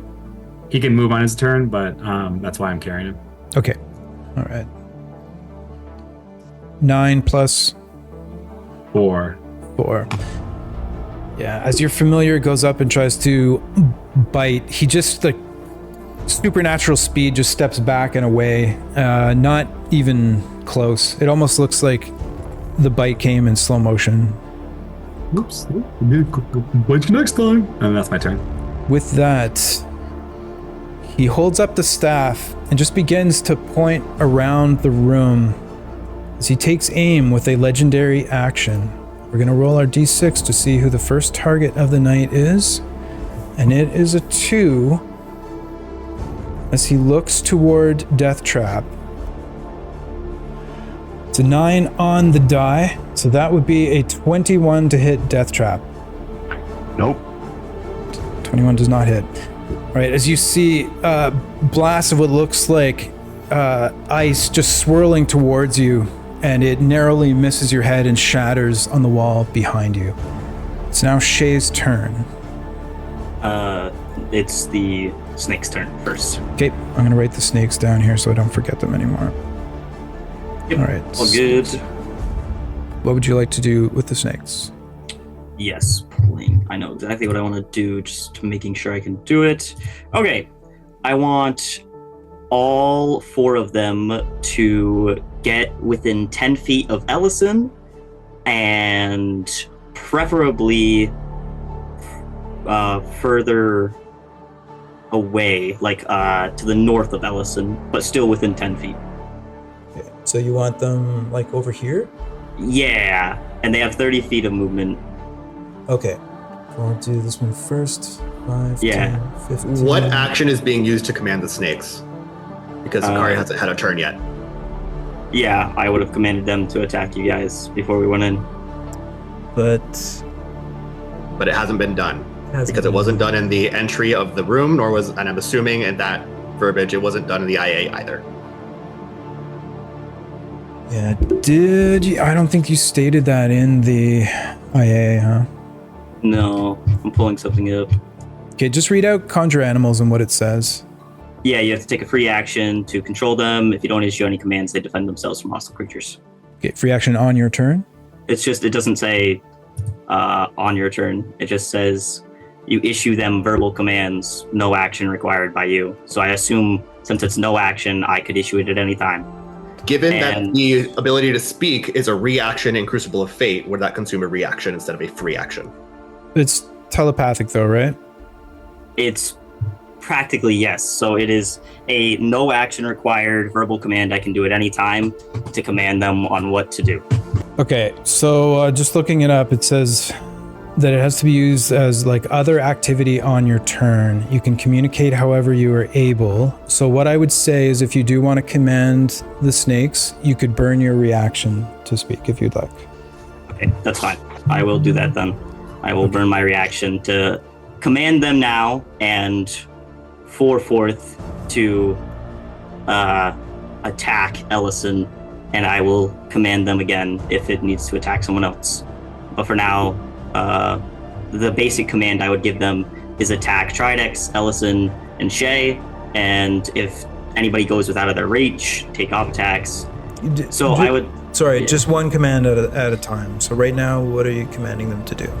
Just hurt Ellison as much as they can. Okay. There we go. And I would like 2 of them, to the north of Ellison, and 2 of them to the closer to me. All right. And they will all make bite attacks. They do have blind sense, so if you have any sort of mirror image up or blur, whatever that is, it will not affect them. They will first need a wisdom save to see if they can target me. Yep. I have Sanctuary up. So each one makes a separate wisdom save, so I need 4 wisdom saves. And what's the DC? A DC 13 wisdom save. Okay. All right. I will just roll the first one. This is from Sanctuary 13. The first one succeeds, so I will roll to hit. What's the modifier to the attacks? A +6, so that'll be a 25. Okay, so 25 to hit will hit. That'll be 5 piercing damage. Okay. 5. And then I need a DC 11 Constitution saving throw from you for extra poison damage. You will take half on a success and full on a fail. And I will roll that damage right now. It's a 7, so I will take full on a fail. Which will be 14 points of poison damage. Okay, perfect. Okay, Kari, just roll 3 attack rolls. So I'll roll the 3 wisdom first then. I do have to make a con check, though, for the other spell I have up. Okay. 2 of them will miss and 1 more will make it past Sanctuary. I will fail and I will drop my other spell, Dave. Which is fine. What was that, Ellison? You would fail in what? I failed and it will drop concentration. I'll Shield of Faith. Okay.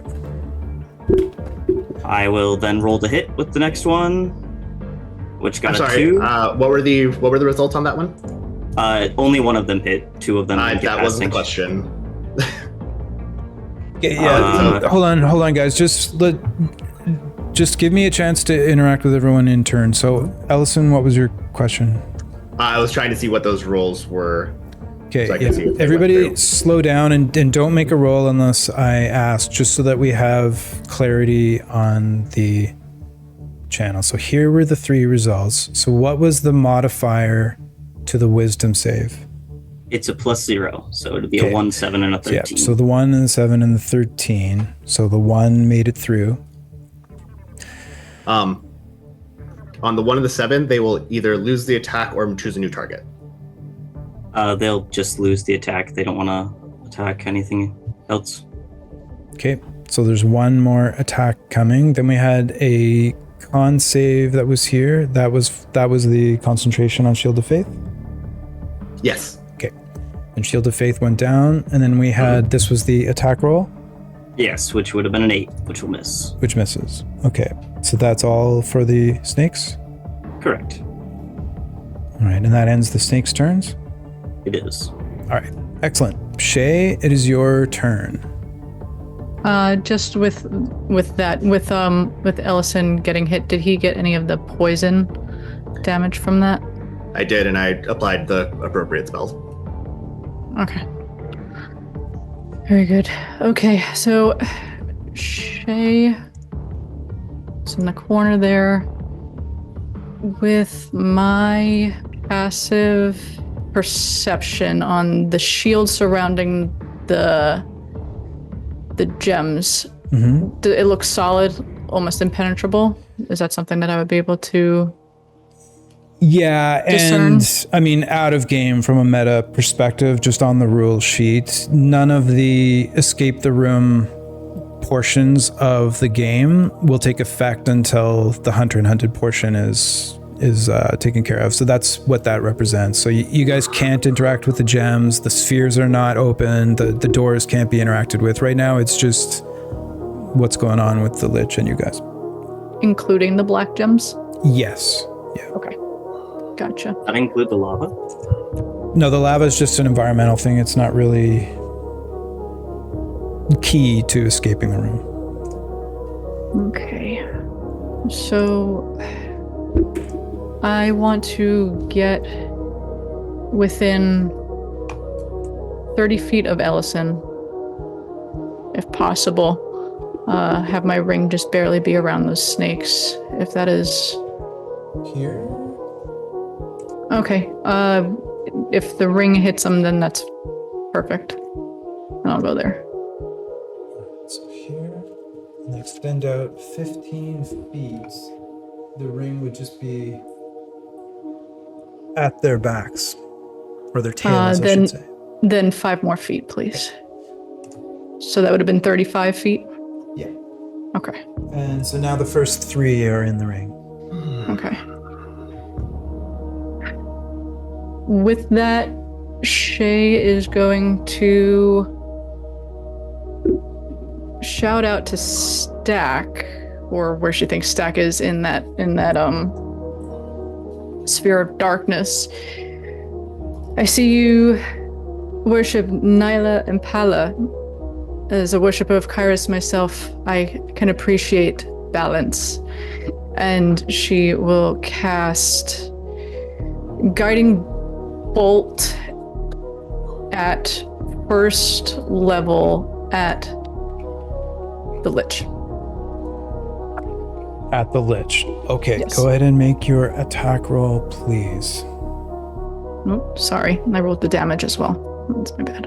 Yeah, no problem. I'll just go back and check it. So it was a 19 plus 6, a 25 with the guiding bolt for 18 Radiant damage. You could see it. The spell says a creature that you can see. Gotcha. Sorry, that was a question. Guiding bolt, you did not need to see for it as an attack. Toward a creature of your choice within range. Okay. Cool. Then the attack would still be made at disadvantage, though. Okay. So I'll just roll a d20 then, and then keep the damage if it hits him. Yep. So d20 plus 6. 9. 9 plus 6 is a 15. You just see the guiding bolt enter into the darkness, but you're unsure whether it hit or not. At the end of your turn, although you guys can't see, makes him an unseen attacker to most of you. A 5, so this attack... Stack, you would sense an attack coming at you. Okay. Okay, and it's going to use 2 of its legendary actions, which means that all 3 now from round 1 have been used. The first one was just one legendary action. First one was a legendary, yeah, but it was just 1. So this ability costs 2, and it is called Paralyzing Touch, which it's going to use on Stack. 29 to hit.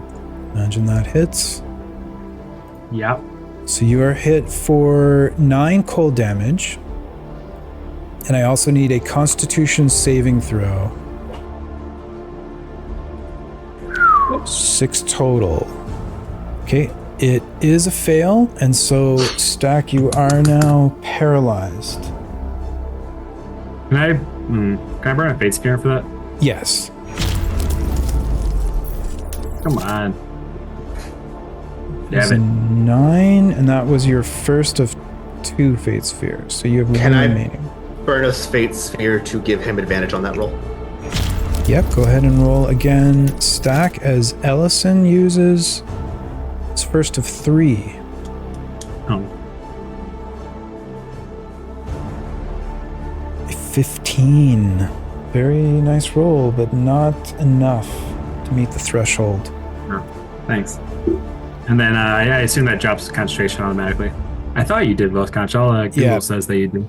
Yeah, it does say that in the player's handbook explicitly says that those are incapacitated, lose concentration immediately.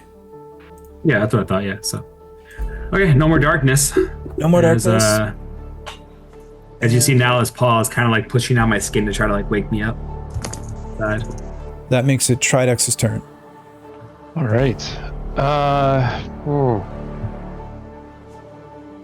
Tridex is going to try to move, and if he can, get to the other side of the lich. He has 50 feet of movement. 50 feet of movement, and you're trying to get to the other side of the lich? If I can, yeah. You're actually on the square right beside the lich, but I just got to put you here. Okay, so I can't get to the other side of him. That's okay. I'll stay here. Stack was here, so... Stack was there. Okay, yeah, perfect. I just couldn't place the mini because of the little rays. That's fine. Tridex takes a couple swings at the lich. All right, let's have the attack roll, please. So an 18. 18 does hit, yeah. Go ahead and roll damage. So 16 plus 2, and it's with a vicious weapon, which is magical. So 16 magical plus 2 with the rage. 18. Okay, go ahead with your second attack. 25. Oh. And this will be 12 magical damage. Bludgeoning. 12 magical damage. Yeah, as you smash your maul into him once in the shoulder, you hear a crack of bone and then hit him on the other side again, a bit of crack in the ribs, and his head just like turns to you as you get these intense black empty sockets staring back at you. Anything else for Tridex? Yeah, he shouts, "I told you if we can work together, we can take this guy down. Akari, what are you doing?" And that's it. Okay. Just need to calculate something here, though. Actually, I will also down a potion for my bonus action. Okay. Okay, what potion are you downing? Potion of Fire Breath. Potion of Fire Breath. Excellent. And bonus action to consume. All good with Tridex? Yep. Okay, Death Trap. Here we go again.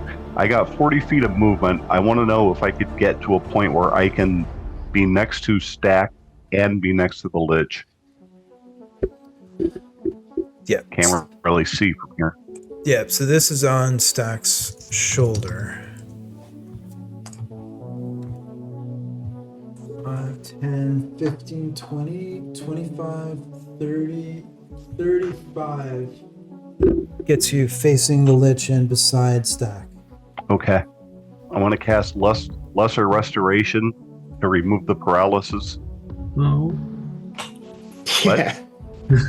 Death Trap uses action Lesser Restoration to remove the paralysis. You see Nala, the pseudo dragon, kind of like scared at first, and she like sees your hand coming close, then like backs off a little bit to allow you to touch me. And I could drop the javelin as a free action, right, and pull my sword. Yep. Then I will attack him with my extra attack that I get from the speed. I'll attack the Lich. Him not Stack, the Lich. Got it. Okay, so you drop your javelin. Correct. I'm just gonna put that. It's a flaming sphere of a javelin. So then I will swing at him, the Lich. Yep. Natural 20. Oh! Natural 20. Let's go, Death Trap. Let's go. Yeah, Paladin's doing Paladin things. Okay, so it's a vicious weapon, so roll your damage first. So the extra D8 there, that's the vicious damage? I just hit on the vicious weapon, so 2d8 plus 2. I don't know why it did that. It says flat roll. Should I roll that again? I have no idea why it rolled 2. I think because of the crit. Yeah, the crit. So hold on a sec. With our house crit rules, it would be an automatic 8. So the first one was a 6 plus 8 is 14 plus your 2. So it's 16 damage to this point for the crit. And then there's for the vicious. Vicious. I'd like to use no. Never mind. So that's 23 so far, right? Plus 7, so 23. Right, and then I want to drop a first level smite on that. Okay, go ahead.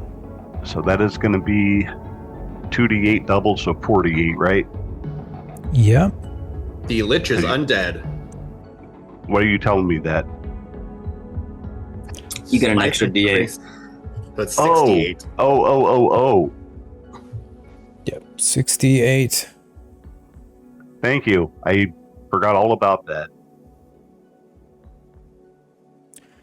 36 damage as he like kind of staggers after that impact as with the radiant explosion of light as that sword slashes across his chest. You see his flesh get torn open right through his robes. You see some of the silver arcane symbols get cut through, and he just kind of staggers back into the wall. And even though there's nothing there for his eyes, you just see the bones look like they're going wide at that impact.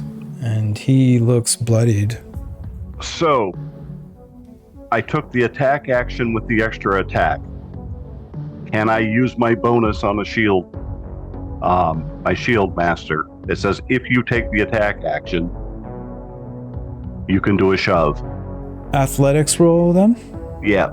Athletics, which I get advantage on because of Peerless Athlete active. 22. So he'll use his acrobatics to contest. That is a fail. It's right then up he's against... on his ass. Yep. So you slam the shield down onto his shoulder or into his leg, and he goes prone. Oops. Great job. One thing I do want to pull back, though, because D&D Beyond goes with the average HP, and I'm just, for those of you who visited the Archivist and know this, he does not have average HP, so not bloodied, but yeah, he's taking a bit of a pounding right now. And I believe that's my turn. Okay, Ellison, your turn. So Ellison, being surrounded by snakes, is going to turn his attention toward Akari. we're all working to protect Dregs, and you're choosing to be the villain. So allow me to be the true villain. And he is going to whip out his wand, and I am going to blast a thin blue beam of energy at Akari and a DC 15 con save versus the Wand of Paralysis. DC 15 con save. Here we go. I do have Bless stacked on top of this. So that'll be a 15. And I'll roll Bless. That'll be a 16. And I will use a Fate Sphere to make that roll at disadvantage. As a note, is he using the snake's form or his form for the con save?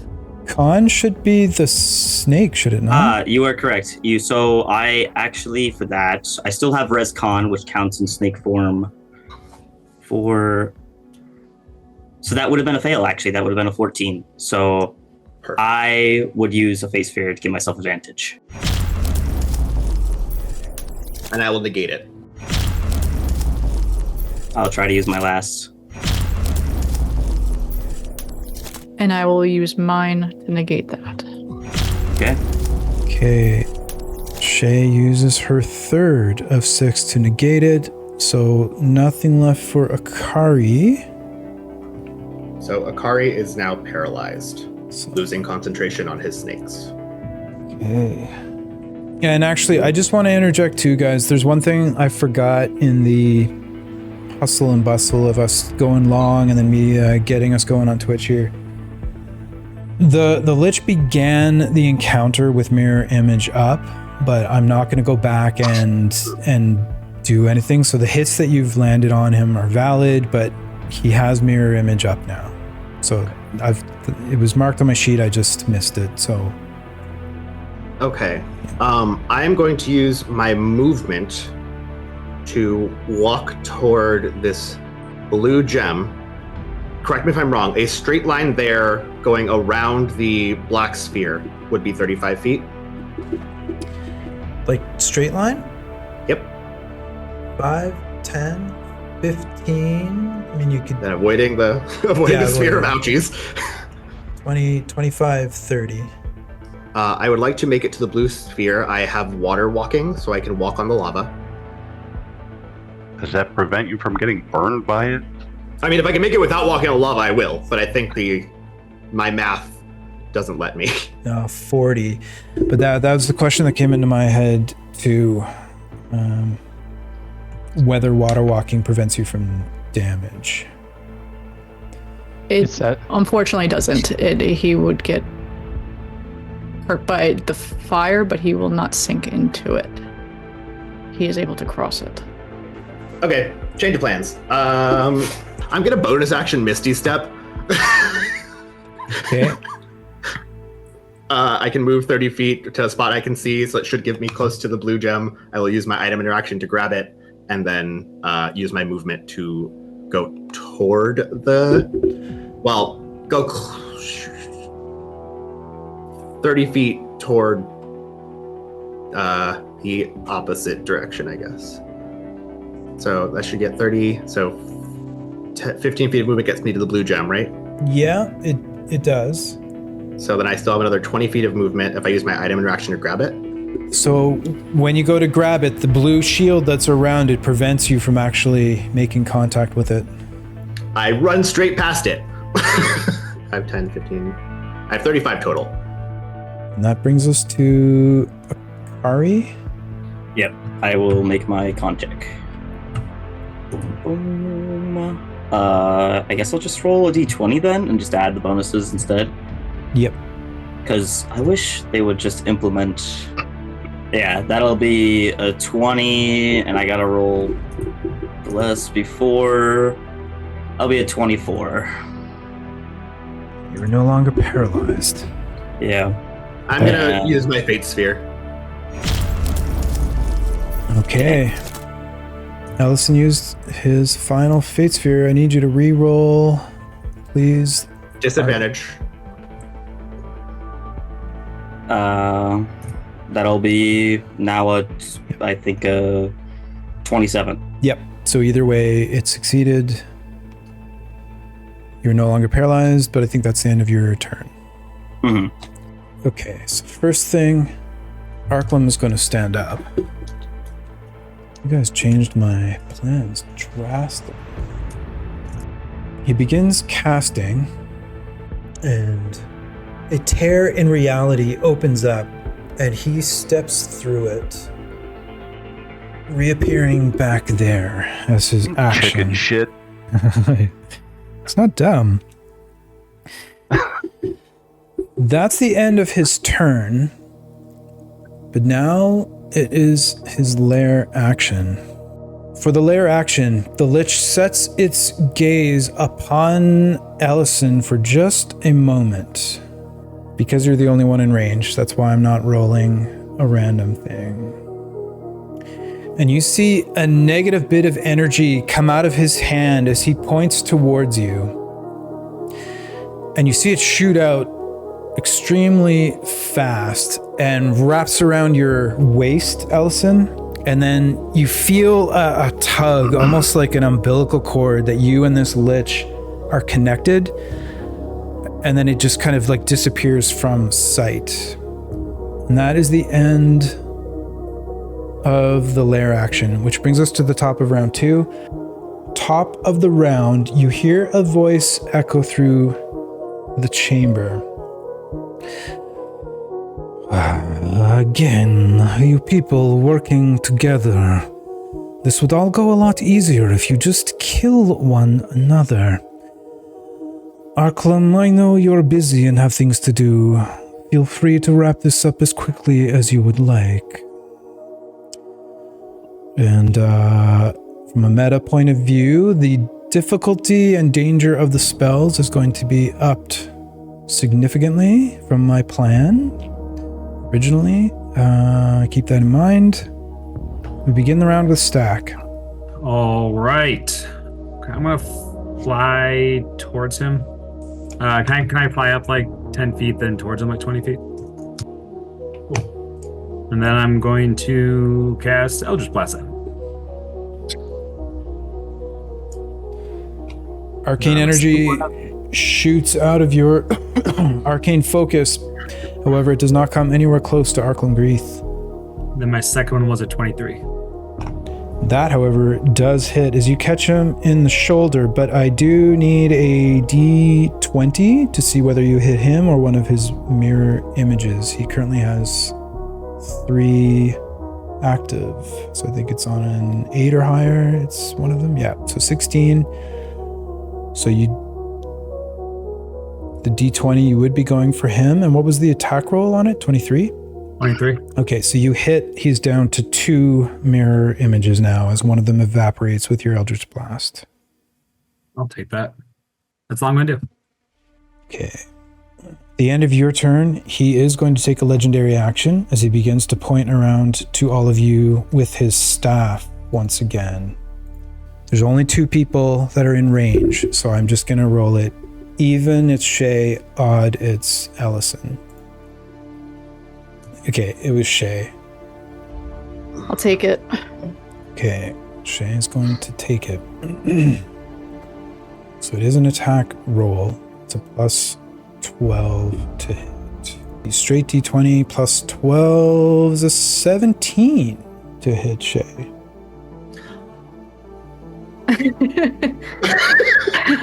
I saw you.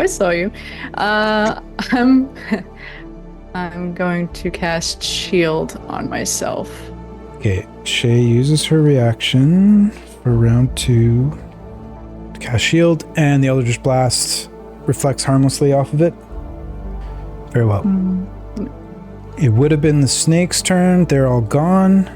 So we are now at Shay. So it's your turn. You get your reaction back, and it's your turn.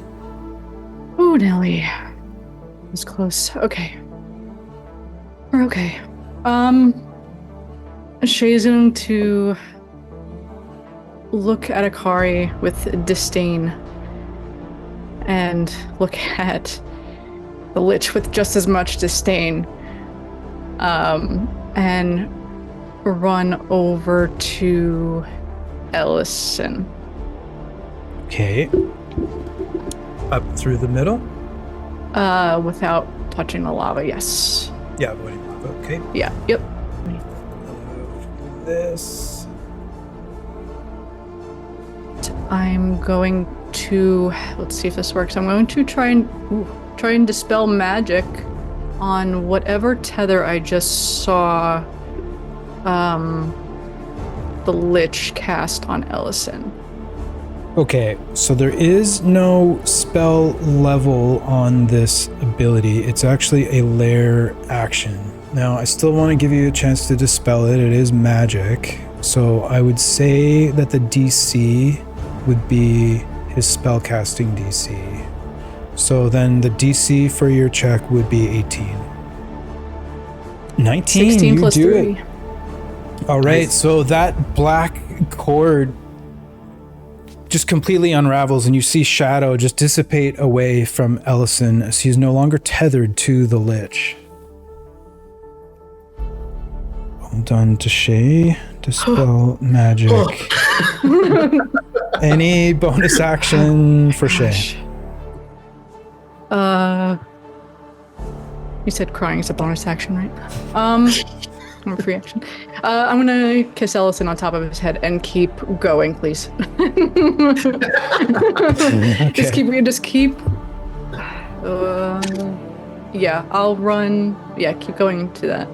This way? That corner. Yep. Mm-hmm. Okay, how much movement do you have left? I have 30 feet left. 30 left? Right. I think it took. We said it took 30 for me to get there. Yeah. Yep. Mm-hmm. 30? Mm-hmm. That should be good. End of your turn. It is going to use its second legendary action as it points its staff at someone else. This time it is a 2. Actually, the only person that's in range is Ellison. So this would be coming at Ellison. So it is an attack roll at Ellison plus 12. With disadvantage. Disadvantage, okay. So 29 and 10, so 22 at disadvantage. I will throw up my reaction to cast shield for an AC of 23. Oh, I am wrong. My AC is only 21 with shield. I forgot Shield of Faith dropped. So it will hit. Okay. All right, so it does hit. You wouldn't have cast shield, I assume? Yeah, no, I wouldn't have cast shield. You're right. You're right. Then I will roll the damage. And for that spell, which is Ray of Frost, for him at being over 17th level is 4d8. 17 cold damage. Okay, Tridex. All right. The games begin. Tridex is going to start his turn by attempting to grapple Death Trap. Attempting to grapple Death Trap. Okay. Yep, he is right beside you, so I would need an athletics check at advantage because you're raging. And Death Trap, I need either athletics or acrobatics to contest it. So Tridex is a 23 at advantage. So 23 is your DC. My athletics is also at advantage because of Pyro's athlete. Okay. 2 beasts going at it. 14 though. 14 will not meet the 23. So Tridex, you are currently grappling Death Trap. All right. At this point, I'd like to drag him closer to Shay and try and put him in the lava. Okay, so dragging an unwilling creature, you're moving at half movement. Yep. So you're on this square, you move 5, and then dragging him, you'd be 10, 15 would get... So if I can do it without going in the lava myself, that would be great. But because I do have 50 feet of full movement, which would be 25 at half. So I want to keep moving backwards into that corner, to the other side of the corner if I can. just so you guys follow me here, and people pipe in if you want. The first 5 he wasn't dragging. Then he moved diagonally and dragged him diagonally. So we're at 15 of Tridex's movement. Again, bringing them to here, that's 25 movement. Dragging him another 5 feet, we're at 35. And then dragging him diagonally would be 45. And to And me, then I could turn him for 5. well, if you're moving, we've been moving like as if you're holding him. So when you go diagonally, he goes diagonally. So I don't even think you need to turn him for 5. At this point, I would like to shove him into the lava. Okay. So with your second attack, you want to do a shove? Yep. All right. Yeah, so mechanically that would make sense, but I think I would rather you be here or he be there and shift, and then that way if your shove succeeds, so you're not dragging him that way anymore, you're just moving around him. So you would have your movement to get there. Okay, so yeah. Now it's a shove. It's another Will he be in the contestant? lava if I don't shove though? No. Like my intention is that he's in the lava, and then I'm not shoving him 5 feet. Okay. I'm making him prone. Okay, then we'll go back to the plan 1, and as I was saying to you guys, we've been following the whole path there. It was him behind you by 1, whether you were moving diagonally or laterally. So he would be in the lava at this point, and I'm just gonna look at the chat to see if anyone's screaming at me here. All right, let's just have another check for the shove. Okay, so we're doing 'Cause that's- at advantage contested again. Yeah. I have a question. Yep. Can you shove to the side, or do you have to shove away from you? And I don't care. I know you can get in any position you need to. I'm just wondering, because I don't know. I think I'm it says 10 feet away from you, but it doesn't give a direction. I don't think. I'm using the shove action to knock you prone. It's not actually moving you in any direction. So you're not knocking me in the lava then?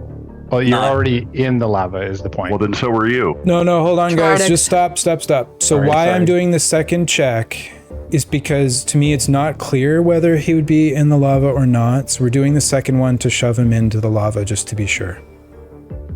And just a note, Tridex does have water walking on him as well. Yeah. Okay, If we have to so do that. I'll leave it to you. If you want to step into the lava to take half, you can do that and drag him in, and then your shove action will be to put him prone. But if you want to stay out of the lava, then it's a shove into the lava and he won't be prone. Okay, that makes sense. I will walk in it myself. Okay, so you're walking in yourself, so you're dragging him right in behind you. So as you both go in, Tridex, you take half of what I roll here, and Death Trap would take the full. So as we mentioned multiple times, it's 10d10. So wait, sorry. We have the chance to get him emerged. Just wading into it for now because you moved in. Then if you take a second shove action, he could be submerged. Okay. It's a lot of fire damage. Okay, so 56 to Death Trap, 28 to Tridex. And now you're trying to shove with your second attack. Yep. Okay, so I need another contested athletics. My God, that first check was 10 minutes ago. Entertainment at its finest, people. Okay. We've had a year to think about what we wanted to do.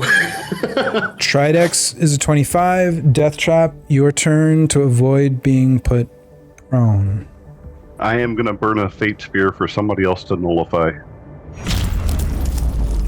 Have him reroll. Have him reroll. Okay, Tridex reroll as Death Trap uses his first of 2. I will burn a Fate Sphere to have him keep that. Okay, Shay uses her 4th Fate Sphere to keep things where they are. Back to Pat. Yeah, I don't have as many as they do, so I will just make my check at advantage. Okay, 25 stands for Tridex. 25.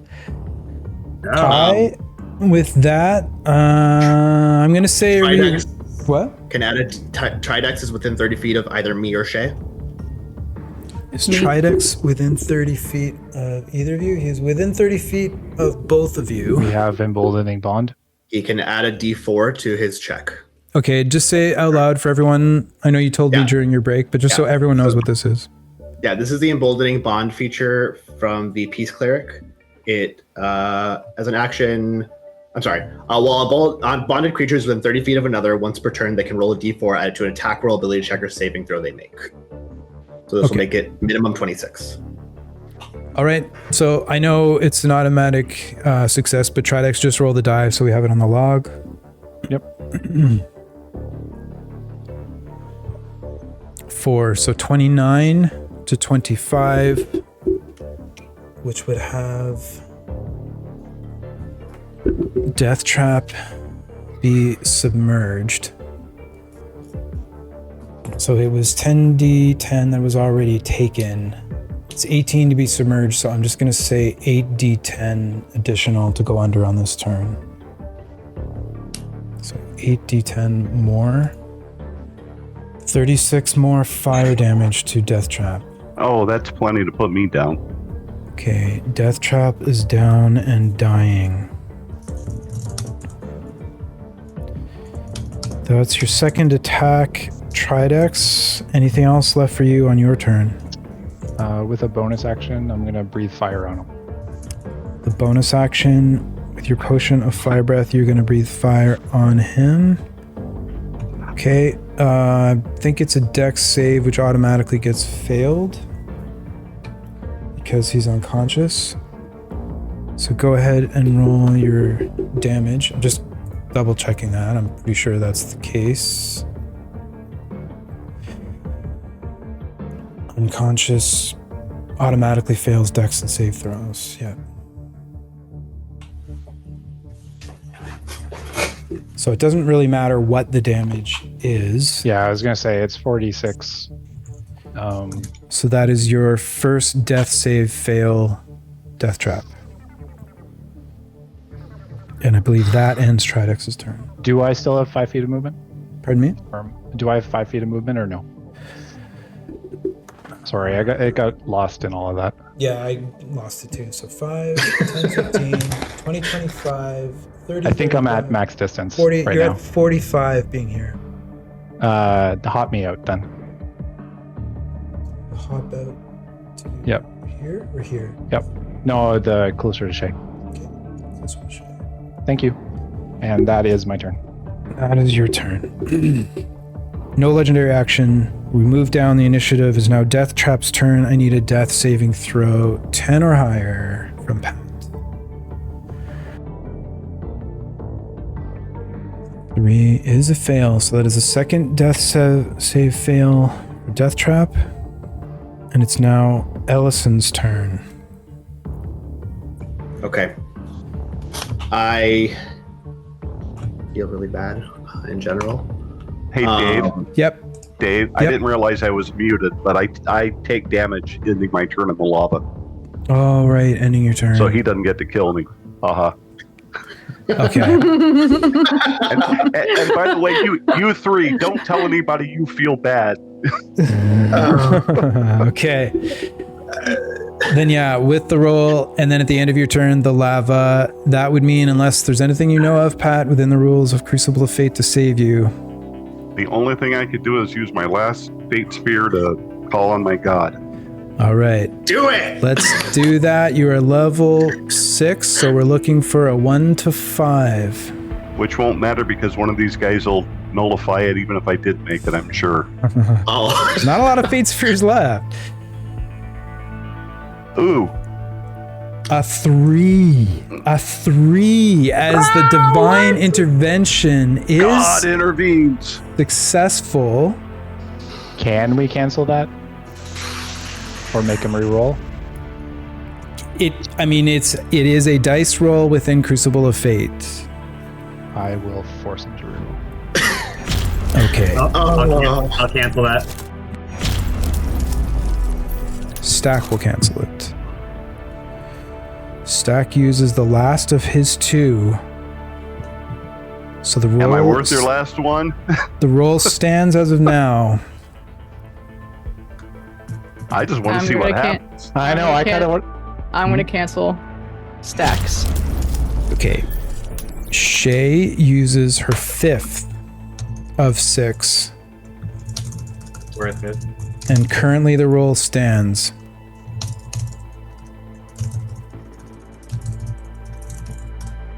Any more? I don't. Wait a minute. She just canceled his, right? So I have to re-roll. Or did I miss something? Yep. You know, he's known to be lucky, but that would be really lucky. Nope. 57. Okay, well, Pat, that was brutal, man. That was a crazy roll. I've never seen divine intervention work in Crucible of Fate as of yet. A lot of resources were expended making the re-roll.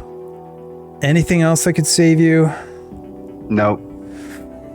In that case, Pat, Death Trap has been eliminated from Crucible of Fate, man, but thank you so much for coming out. Crazy battle.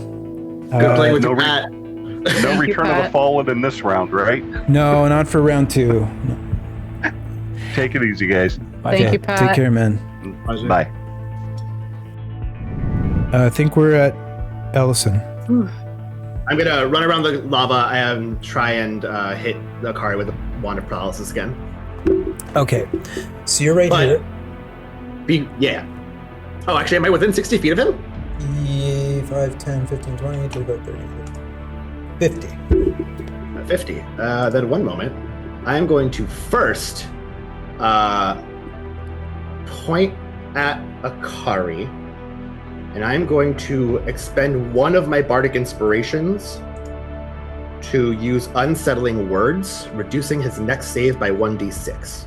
Okay, bonus action, Unsettling Words. No save to that.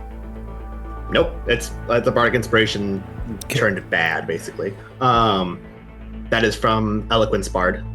I'm then going to action point the wand and go for the paralysis again. All right, then we need a con save from the Akari in snake form. The D6 first. I think it's the con save first.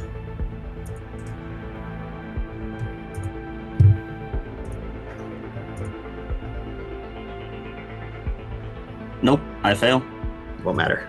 Okay, so Akari is currently paralyzed. That is action, bonus action. I'm gonna get it into a corner somewhere. To move. Ideally near actually, I want to get inside of Shay's Spirit Guardians. Okay. So you begin to move this way. So 5, 10, 15, 20, 25, 30 gets you here. 35. I have 35, so yeah. Perfect. 30? I have 35, so I can just hide behind Shay. I did that in round 1 too. And that'll be the turn for me. It's now the Lich's turn. We'll begin casting. So before I pick my target, I'm gonna tell you guys what I'm casting.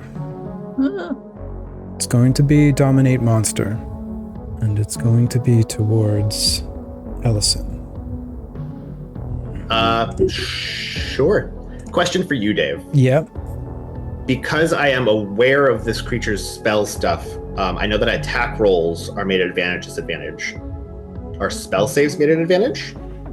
We didn't include that. It was just attack rolls, and its attack rolls are at disadvantage. Totally fine. First thing, then it needs to make a wisdom saving throw against Sanctuary. Okay. Wisdom save. It doesn't have. Oh, it does have a specific wisdom save. It's +9. I'm going to roll that now. It's a 14. Sanctuary is a 13. In that case, I need a save from you, and it is going to be a wisdom saving throw. Okay. because I am a satyr, I have advantage on spell saves against saving throws against spells. Okay. I get a 20. And I can add a D4 because I am within range of Deirdre of Shay. As the creature looks at you, it says, I think it's time that you start working for me. and then it like unleashes the magic as you. How do you react to it? Oh, when he says that, Ellison like is taken aback and is like, I don't think right now is the time for the boy to start working. And that is heard by whomever is within range. So you were not charmed by this level 8 spell. I guess I'll have to ratchet it up next round if necessary. That ends its turn. It's now the lair in round 2. What did I have for lair in round 2? It was lair action number 2. So, I thought I went before the Lich, but I could have been wrong. You did. No, Ellison did. Akari. He didn't get to make a save at the end of his turn. Yeah. What? I was just You're not even on my that. list. What? Jeez. Worst DM ever. All I would do is make a save anyways. Akari. Yep. Sorry, you went right before. I just didn't. I don't know why I didn't even have you down here. Jeez. Okay. So I'll make a save. Yes. Nat 1. Okay. Still paralyzed. So number 2, layer action. Oh no, I had to use that one because it was the only one I could. So number 3. You guys see spirits emerge from the ground as the Lich kind of just raises his arms up into the air and points at Tridex. Legendary action? It is a layer action. Layer action? I'll accept what's coming. Okay, this one is called... Oh, she doesn't have a name. The Lich calls forth the spirits of creatures that died in its lair. These apparitions materialize and attack one creature within 60 feet. I need a Constitution saving throw DC 18. Sure, I have this at disadvantage. I fail. So you feel these spirits going through your body, tearing away at your flesh and your soul as you take 15d6 necrotic for a total of 42 necrotic damage. Okay. And that ends the turn. Back up at the top for Stack. All right.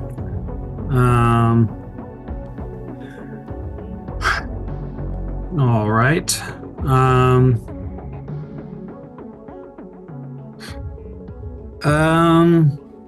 Fun times.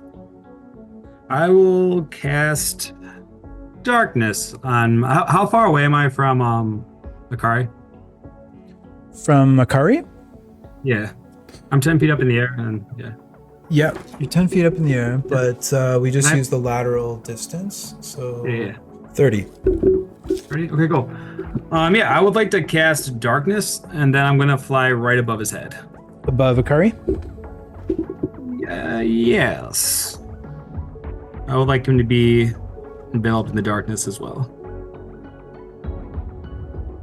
Okay, I'm gonna put you behind him there, but you're actually directly above him. And it's 15 foot, so you're coming down a bit so that you're within the 15 feet.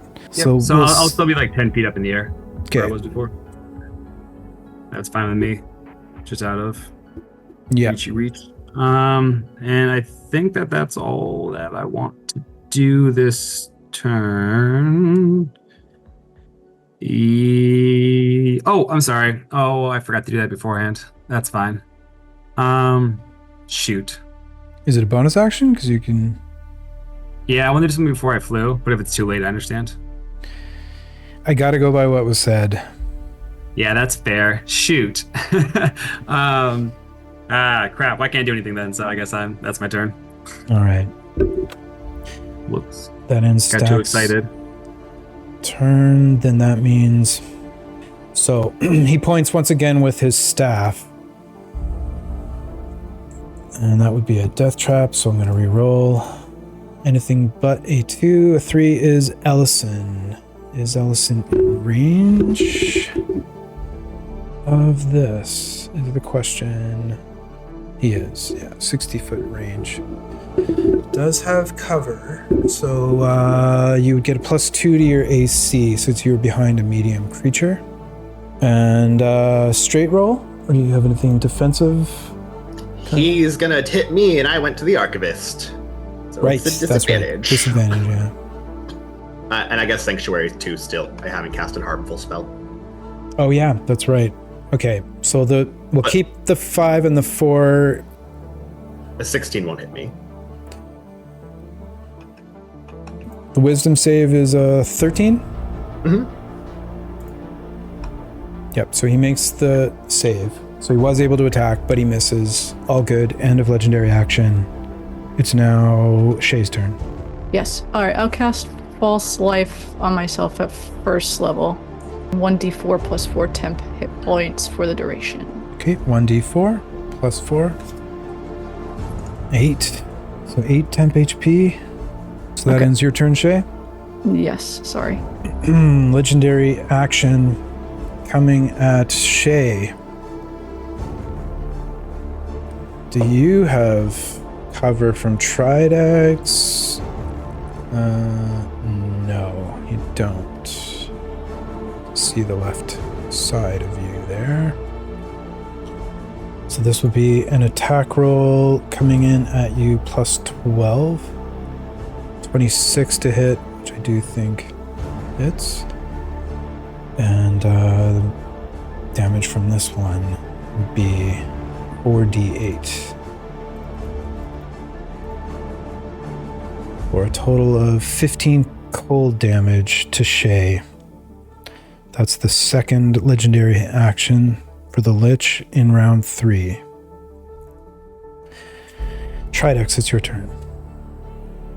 Constitution saving throw from Shay on Spirit Guardians. Oh, right. Yep, good call. Thank you, Levi. Con save DC 10. Does that also reduce movement speed? Ray of Frost? Is it Ray of Frost?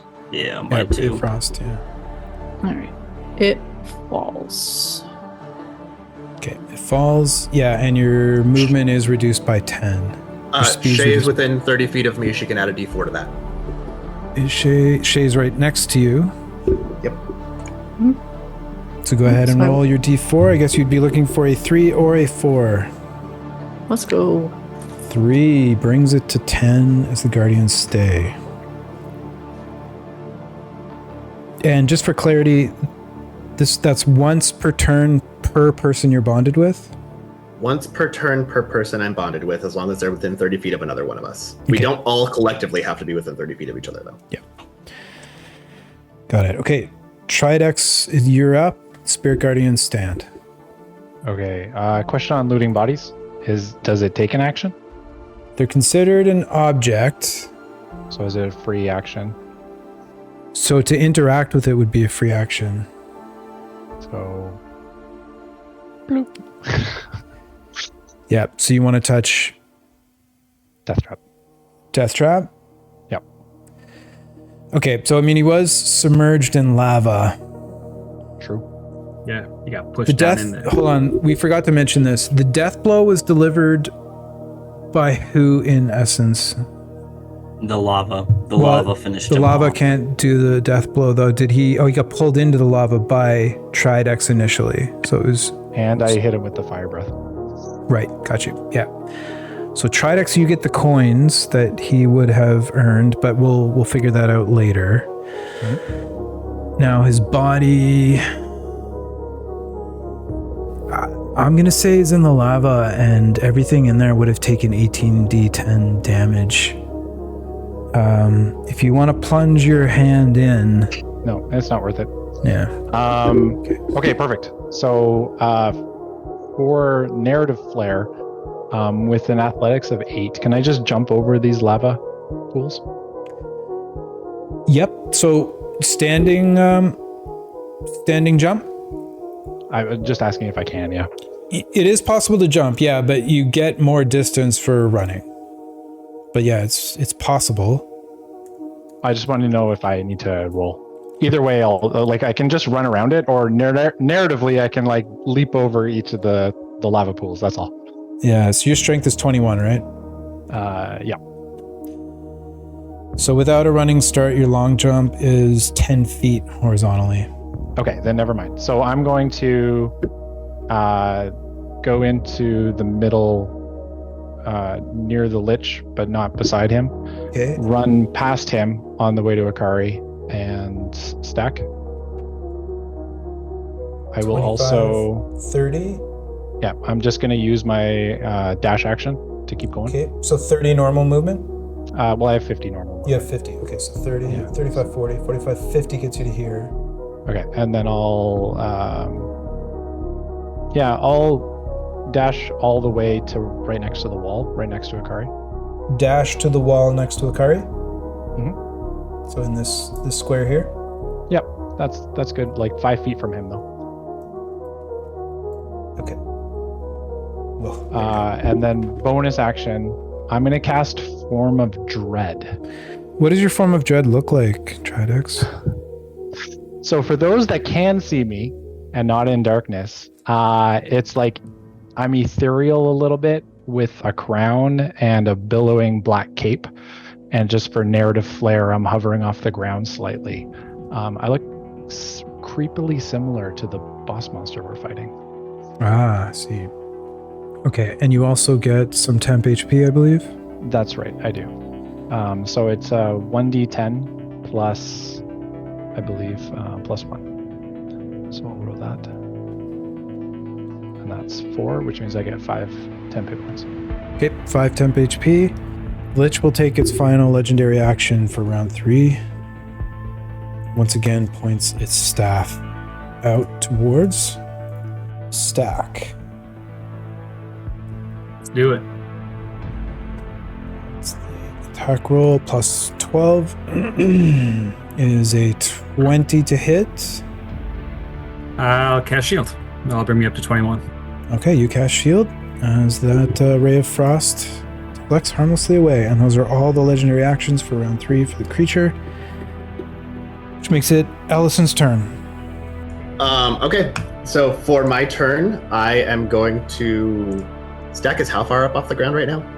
Stack is 10 feet off the ground. But in the darkness. Yeah. And Tridex is in that group as well. Yeah. Well, it's just Tridex, whatever. Can I take 35 feet of movement back toward the middle of the room? 35 feet? Yeah. 5, 10, 15, 20, 25, 30. Yep. I'm going to... I will drop the wand, draw a necklace from my bag. I will pull off 1 bead of fireball and fling it.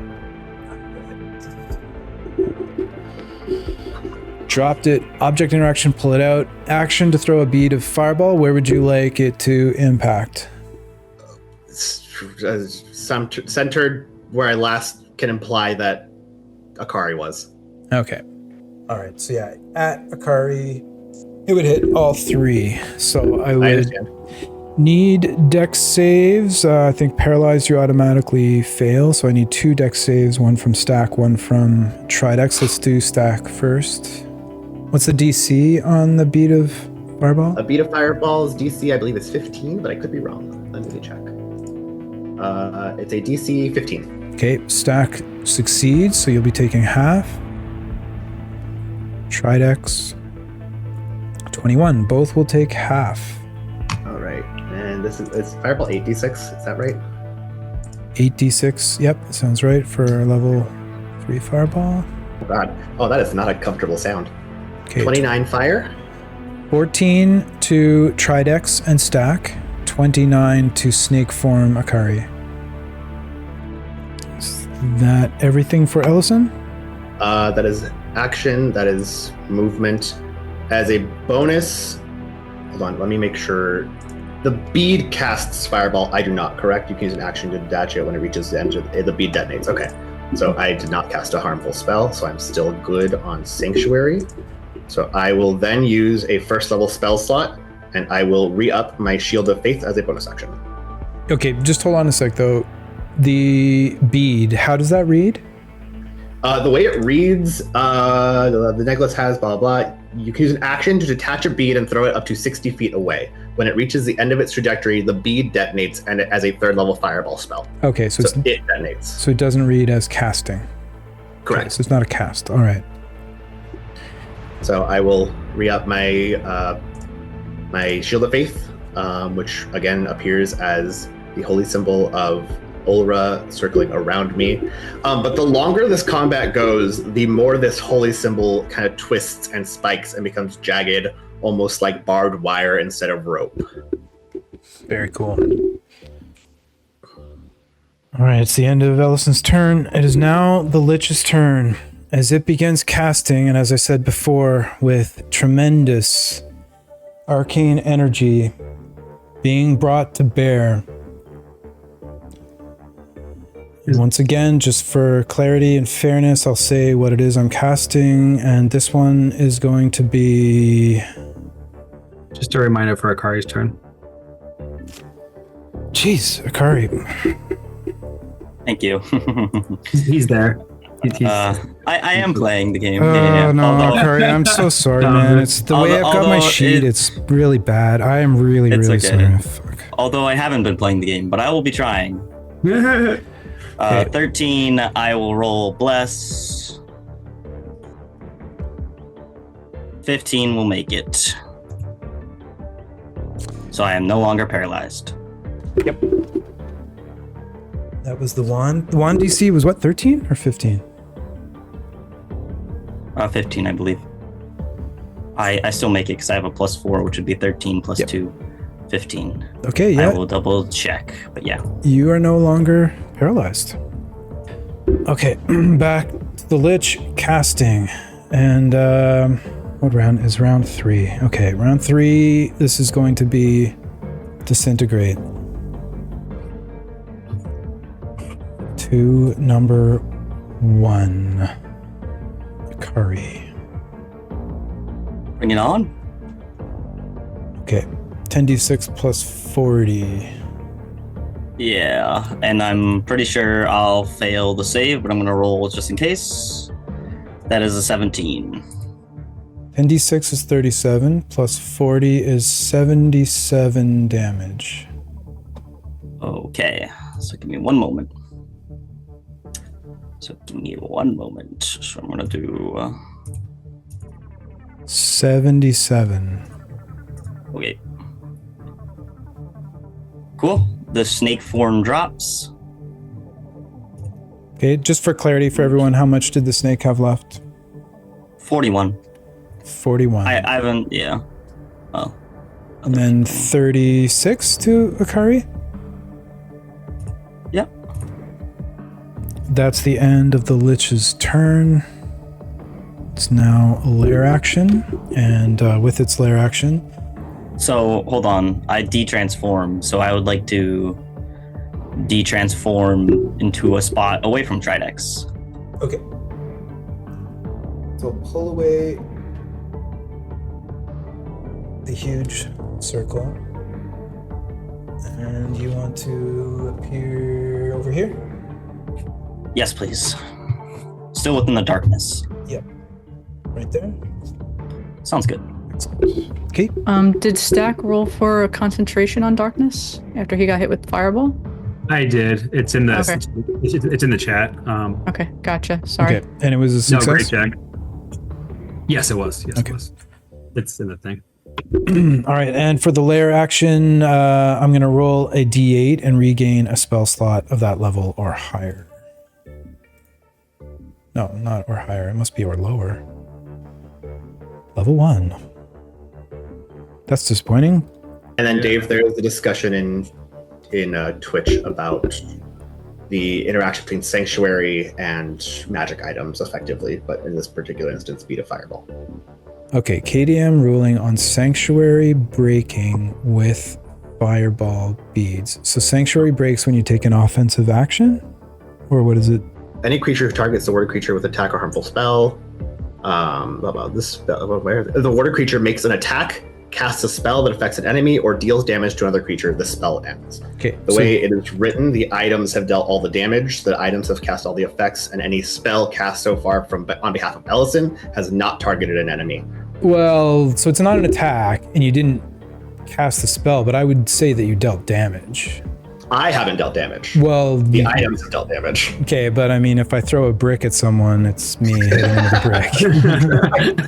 brick. Starting us off first, we have Stack in round 4, who is keeping his head down to remain in the darkness. Bonus action, I'm going to cast Spiritual Weapon. Bonus action, Spiritual Weapon from Stack. And I'm going to have it go right next to Tridex. Right next to Tridex. Do you care where it's positioned? And then I'm going to, I'll attack with it off the bat. Okay, attacking with... I believe it'll be at advantage. Or... Darkness. Darkness. Tridex, do you have any ability to detect? No? Okay, yeah, then advantage. First one, 18. Advantage, less than 18. 18 to hit. Does that hit Tridex? Yeah. Okay, go ahead and roll your damage, please, Stack. 7 force damage. 7 force damage. And then... I go with things. Cool. And then I'm going to attack him twice with Eldritch Blast. I guess both at advantage as well. Same stuff. Yep. Gosh. First attack's 9, at advantage 20 or 18 again. Right, Eldritch Blast damage. Yeah, 9 damage. 9 force. And then I'll attack again. First one's a 14. Second one is a 11. Okay. 14 hit, Tridex. No, so 14 doesn't hit. That makes sense. And then I'll kind of stay right where I am. Okay. Okay. The Lich will use a legendary action at the end of Stack's turn. Once again with its staff, 6 be going towards Tridex. I'll accept it. You accept? Okay. You are in the darkness and he can see you, so technically you are blind, right? Correct. Okay. I forgot to put this on you, but yeah. Attack is at advantage. So do 2d20, and we're adding 12 to the highest one. So that's a 12 plus 12, 24 would hit for 4d8 cold. And that's 13 cold, and just remember your speed is reduced by 10. Okay. That ends the Lich's first legendary action of 3 in round 4, and it is Shay's turn. There's not much I can do with everybody hiding in the dark. Alright, I'm going to just hold for a dodge action. Okay, dodge action. Yes. Any bonus? I'll use a second level healing word on Ellison. Okay. 7 healing, Ellison. But other than that, I will stay where I am. All right. The Lich takes aim once again, growing impatient. Surprised at your resiliency as it aims towards Shay. This is going to be an attack roll straight up, plus 12 is a 16 to hit Shay. That'll hit. Does hit. This 2 is 4d8 cold, and your movement is still reduced by 10. So 13 cold, movement reduced by 10. That's the end of the second. Oh, wait. No, Yep. he's not within. Ellison, I'm sorry. You're not within 30 feet of me, right? Anymore? It only applies to attack roll saving throws, and so it wouldn't boost your AC. Okay, gotcha. Yeah. I don't know why I thought that. Thank you. That makes it Tridex's turn. Okay, Tridex's gonna start his turn by raging, and then I'm going to blindly try to grapple Akari. Trying to grapple Akari. Okay. It's a grapple. So that would be made at disadvantage. It would be me. I'm regularly advantaged, so it would be regular. Yep, because you're raging. Yep, straight roll. Okay, so here's my athletic straight roll. 27. So Akari, athletics or acrobatics. I fail. I can't beat a 27. Well, natural 20 automatically. Oh, it's a check. Well, it's an attack. Well, previously you didn't let Death Trap do that, so it doesn't matter. Okay, then it lands. Yeah, Death Trap had a nat 20, one of the things, and it was less. What was that, Zach? I believe Death Trap had a nat 20 earlier, and he didn't did it, so. Oh, he did? It could be wrong if I remember Well, correctly, skill but- checks aren't natural, but it is. It's an attack. It's a contest. Yeah, it was a That's nat fine. 20. Okay. Okay, so you have grappled him. Okay, how heavy is Akari? Oh, pretty heavy. You know, he's been pounding on the Twinkies here and there. Enough so you can't get me. I don't know, my inventory is like... You want my weight? My weight would be... Okay, then 120 something, no, I think, okay, pounds. I can't. You also have reduced movement, and then your movement's halved. Yeah, I know. My reduced movement down to 30, is that right? It's down by 10. Down to 40. And he only took 5 getting to me? I feel like there was 2 squares in between there. No, he was right here, and he moved up diagonally. Because remember, you were huge. Okay. Yeah, I thought I was 10 feet away because I said I was 15 by 15. I wanted to be... Okay. Then my bad. I will move you there. So do you still want to move further during your movement to get closer? Tridex, Tridex will move over to be in front of him. Sure, I'll do that. That would be it. So not in the lava. Just the ring, it gets in the way. No, but that's he's fair. in this And so I can't push him in the lava, correct? Not at the angle I'm at? I'm pretty sure. Shove can go any way. Shove part is any direction. 5 feet away from you, yeah. There's no direction given. So I would say then in that case, you can do the push or the shove. Right? I feel as Tridex kind of struggles and moves you in place, he feels the heat coming from the lava, and he attempts to shove. Okay. Shove at advantage. So am I out of the darkness? No, you are not. So it is just still 17, yeah. You're still blind. Acrobatics is a 23. Shove did not work. In the darkness. Hold on. I have one fate sphere. You have one fate sphere. Okay. No, let's do this. I'll fate sphere that. Give him disadvantage on his roll. All right, so then it's a 12. You succeed. You push him 5 feet back. He's not prone, but he enters the lava. 50 fire damage. I will cast Absorb Elements. Absorb Elements cast as a reaction. 25 damage taken. All right, last legendary action for round 4 from the Lich as he points his staff one more time. This time it is going to number 1, which is Akari. 26 to hit. 48 cold damage. For 19 more to Akari. Yep, I am down. Akari is down. That's the end of... It's now Ellison's turn. Stack? I promised I wouldn't. I promised we'd be friends. And I'm going to cast a first level magic missile on Akari. Magic missile at Akari.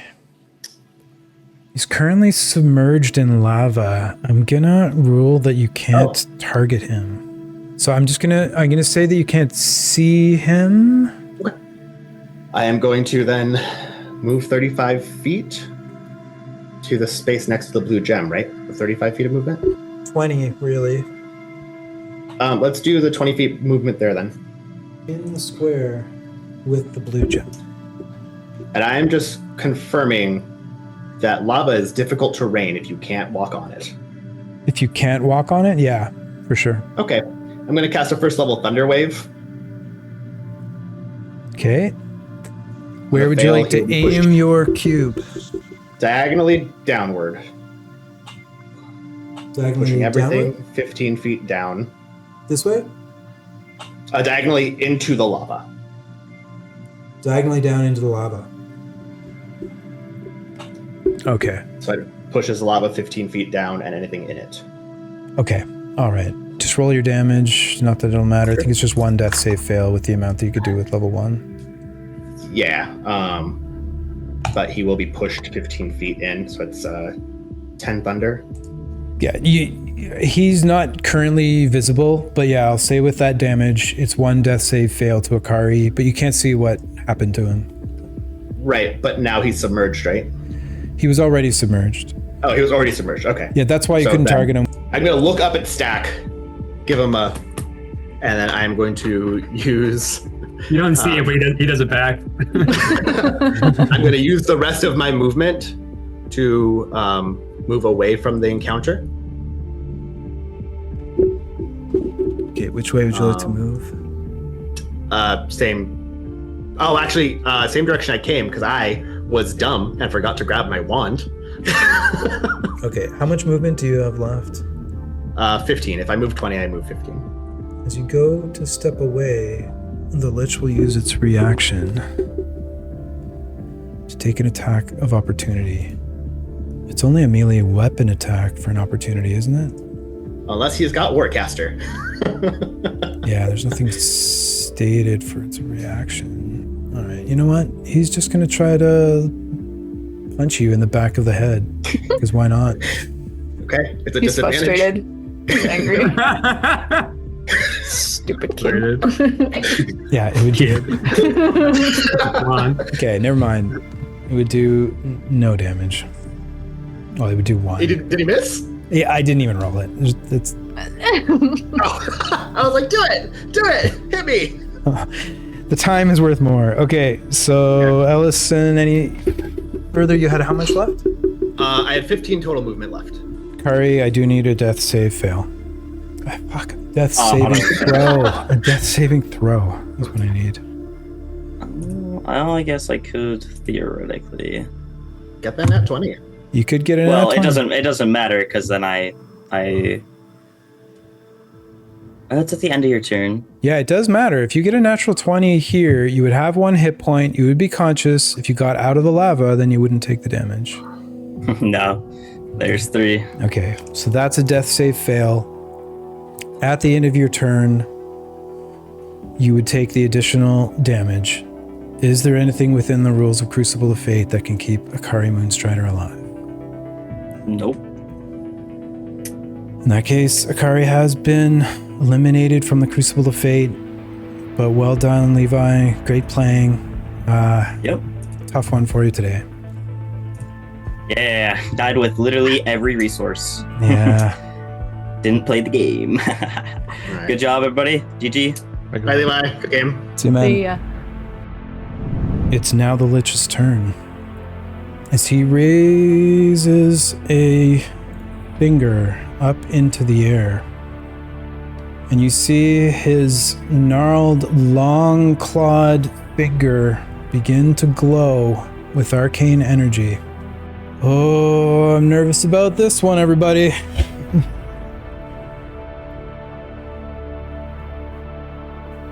Stack. The repeat of our last episode. Oh no, my buddy. Stack. As you are hit with You got Finger one. of Death, What do I need? A Constitution saving throw. DC 18. 19, you got it. So the good news is it's only half damage. The bad news is it's Well, not great news. 78 plus 30. 63 damage to stack.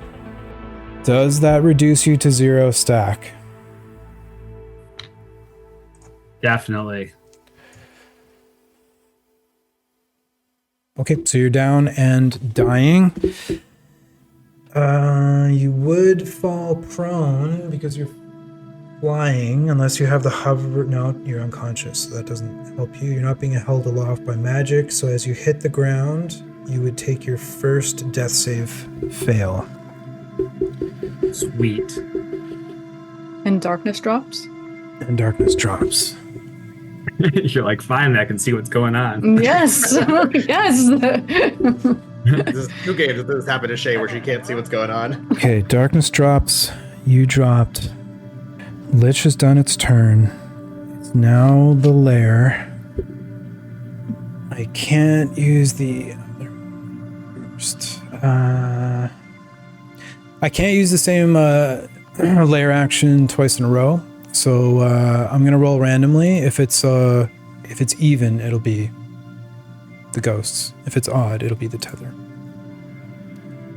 It is even. It is the ghosts. So for the lair action, this is being aimed at stack. Of course it fucking is. Excuse my language. So stack, I guess the key thing here, your max HP is 54. On a good day. The most damage this thing can do, well, it's 15d6, so if it's over 54, it's automatic. 52. So it is not enough to kill you outright. Let's That is go. 1 death save fail. Which brings us to the top.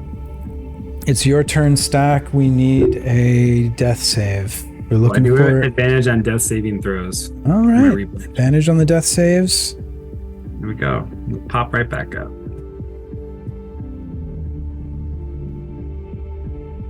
All right. 11. That is a success. Come on, 20. The Lich is still present. It's going to use its legendary action. Okay, guys, I'm going to do this. 1, 2, 3, 4. Okay. 4. This is heading towards Shay.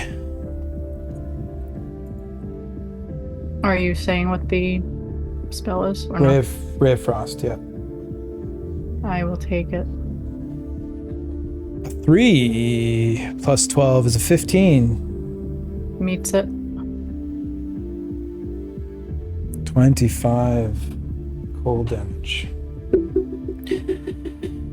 And it's your turn, Shay. Concentration on Spirit Guardians. Looking for a 12, you got a 19. No problem. Spirit Guardian's still up. It's your turn. How many death saves is Stack at? Saves and fails? 2 2 fail, fails. 1 save. 1 save.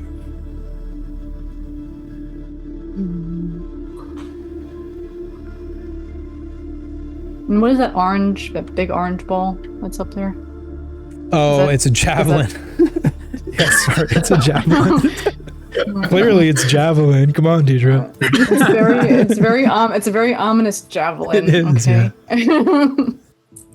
Yeah, I'm gonna go 60 feet in Stack's direction. Okay, 60 feet of movement in Stack's direction. Yeah, I guess if you want to just make it parallel so I don't go near the Lich. Sorry, I got hit with Ray of Frost. How much does it take off of me? 10. Alright, so 50. Am I within 30 feet of him? 25, yeah. I will bonus action face step to get right next to him. Bonus action. Well, Spirit Guardians. It's there. The Spirit Guardians alone will finish it. Yeah, but I think it's when you enter or start your turn. So them appearing around you wouldn't instantly damage you. It is your action, Shay. Okay, I'm gonna apologize to Stack. And I see Allison tried to make a new friend, and I'm sorry. And she's just gonna cast Sacred Flame on you and say, I'm going to say a prayer to Nyla and Pala for you. Sacred Flame normally requires a dex save. I automatically fail it. Automatically failed. Stack, do you know of anything that could save you within the rules of Crucible of Fate? Nope. But I had a blast, and I thank you all so much for an amazing start of round 2. My gosh, this is great. Can we have a last word from Stack, please? Like something that gets muttered out. Another last word. Yeah, like that. I love Stack so much. Gosh. Oh yeah, his as he starts to go down, his the flames start to broil him a little bit. And he kind of a muscular twitch sits up real quick, and you see a pseudo dragon kind of on top of his head as the pseudo dragon starts speaking. As Stack's eyes kind of flicker between red and white, and the pseudo dragon named Nala looks at you all and just says, Well, I think that the gods are trying to tell you that Stack doesn't belong on this plane anymore, so he hopes that you three win. And what's that, Stack?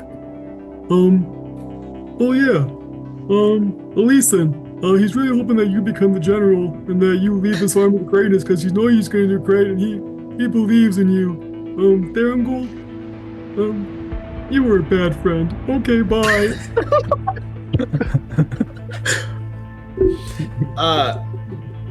Dave, as a reaction, can I talk back to the dragon? Yeah, for sure. he's like singeing up at this point, like almost everything. His head's like the last thing left that's not singed yet or gone. Love that. As a reaction, I'd like to speak to Nala and, well, we are looking for more power, Nala. Would you like to join us and be our familiar? And that is... She goes, oh yeah, I'd really like that. It's like as like the fire, it's like the sacred flame like enveloping her face. All of a sudden the back of her head's gone. It's just like the front of her face at this point. Yeah, I'd really like to join you and go on this. And it's just her face at her mouth at this point. I'd like to go on the adventures to go and I'll go. And then the flames start to intake the pseudo dragon as she's like asking to come with you. All right, and with that, that is our third contestant for the day that has met their demise. Thanks so much, Jonathan, for bringing Stack back again. Always entertaining, well played. Tough battle. Thanks a lot, man. Thank you, guys. Absolute pleasure. Thank you so much. Okay, catch you later. But okay, yeah. Do you touch him, Deirdre, to get all of his gear? I will. Okay. Yes, and not attuned to anything that he might have that requires attunement. Congratulations to the three of you. Soulbound team, but I'd say there was still a lot of danger there from the Lich, a lot of damage taken. So well played by you guys. A lot of good abilities that were clutch. Anything that you want to say before we sign off? I am not looking forward to going back in stasis. Is there any way out of it? Oh, don't worry. Don't worry, Tridex. I'll share all the secrets. I know how to end you. I mean, What? escape. I mean, Oh no. don't worry. Excellent. Okay, well done. Congratulations to the three of you. We now get a taste of what round 2 is like, and it's intense, but you are the first Go Mama's survivors. boys. Mama's Game, boys. everybody. Oh. Yeah. And we'll see all of you guys next time. Thanks for being here. Thanks for hanging out. And I hope everybody enjoys a nice long rest. And we'll see you shortly. Take care, everyone.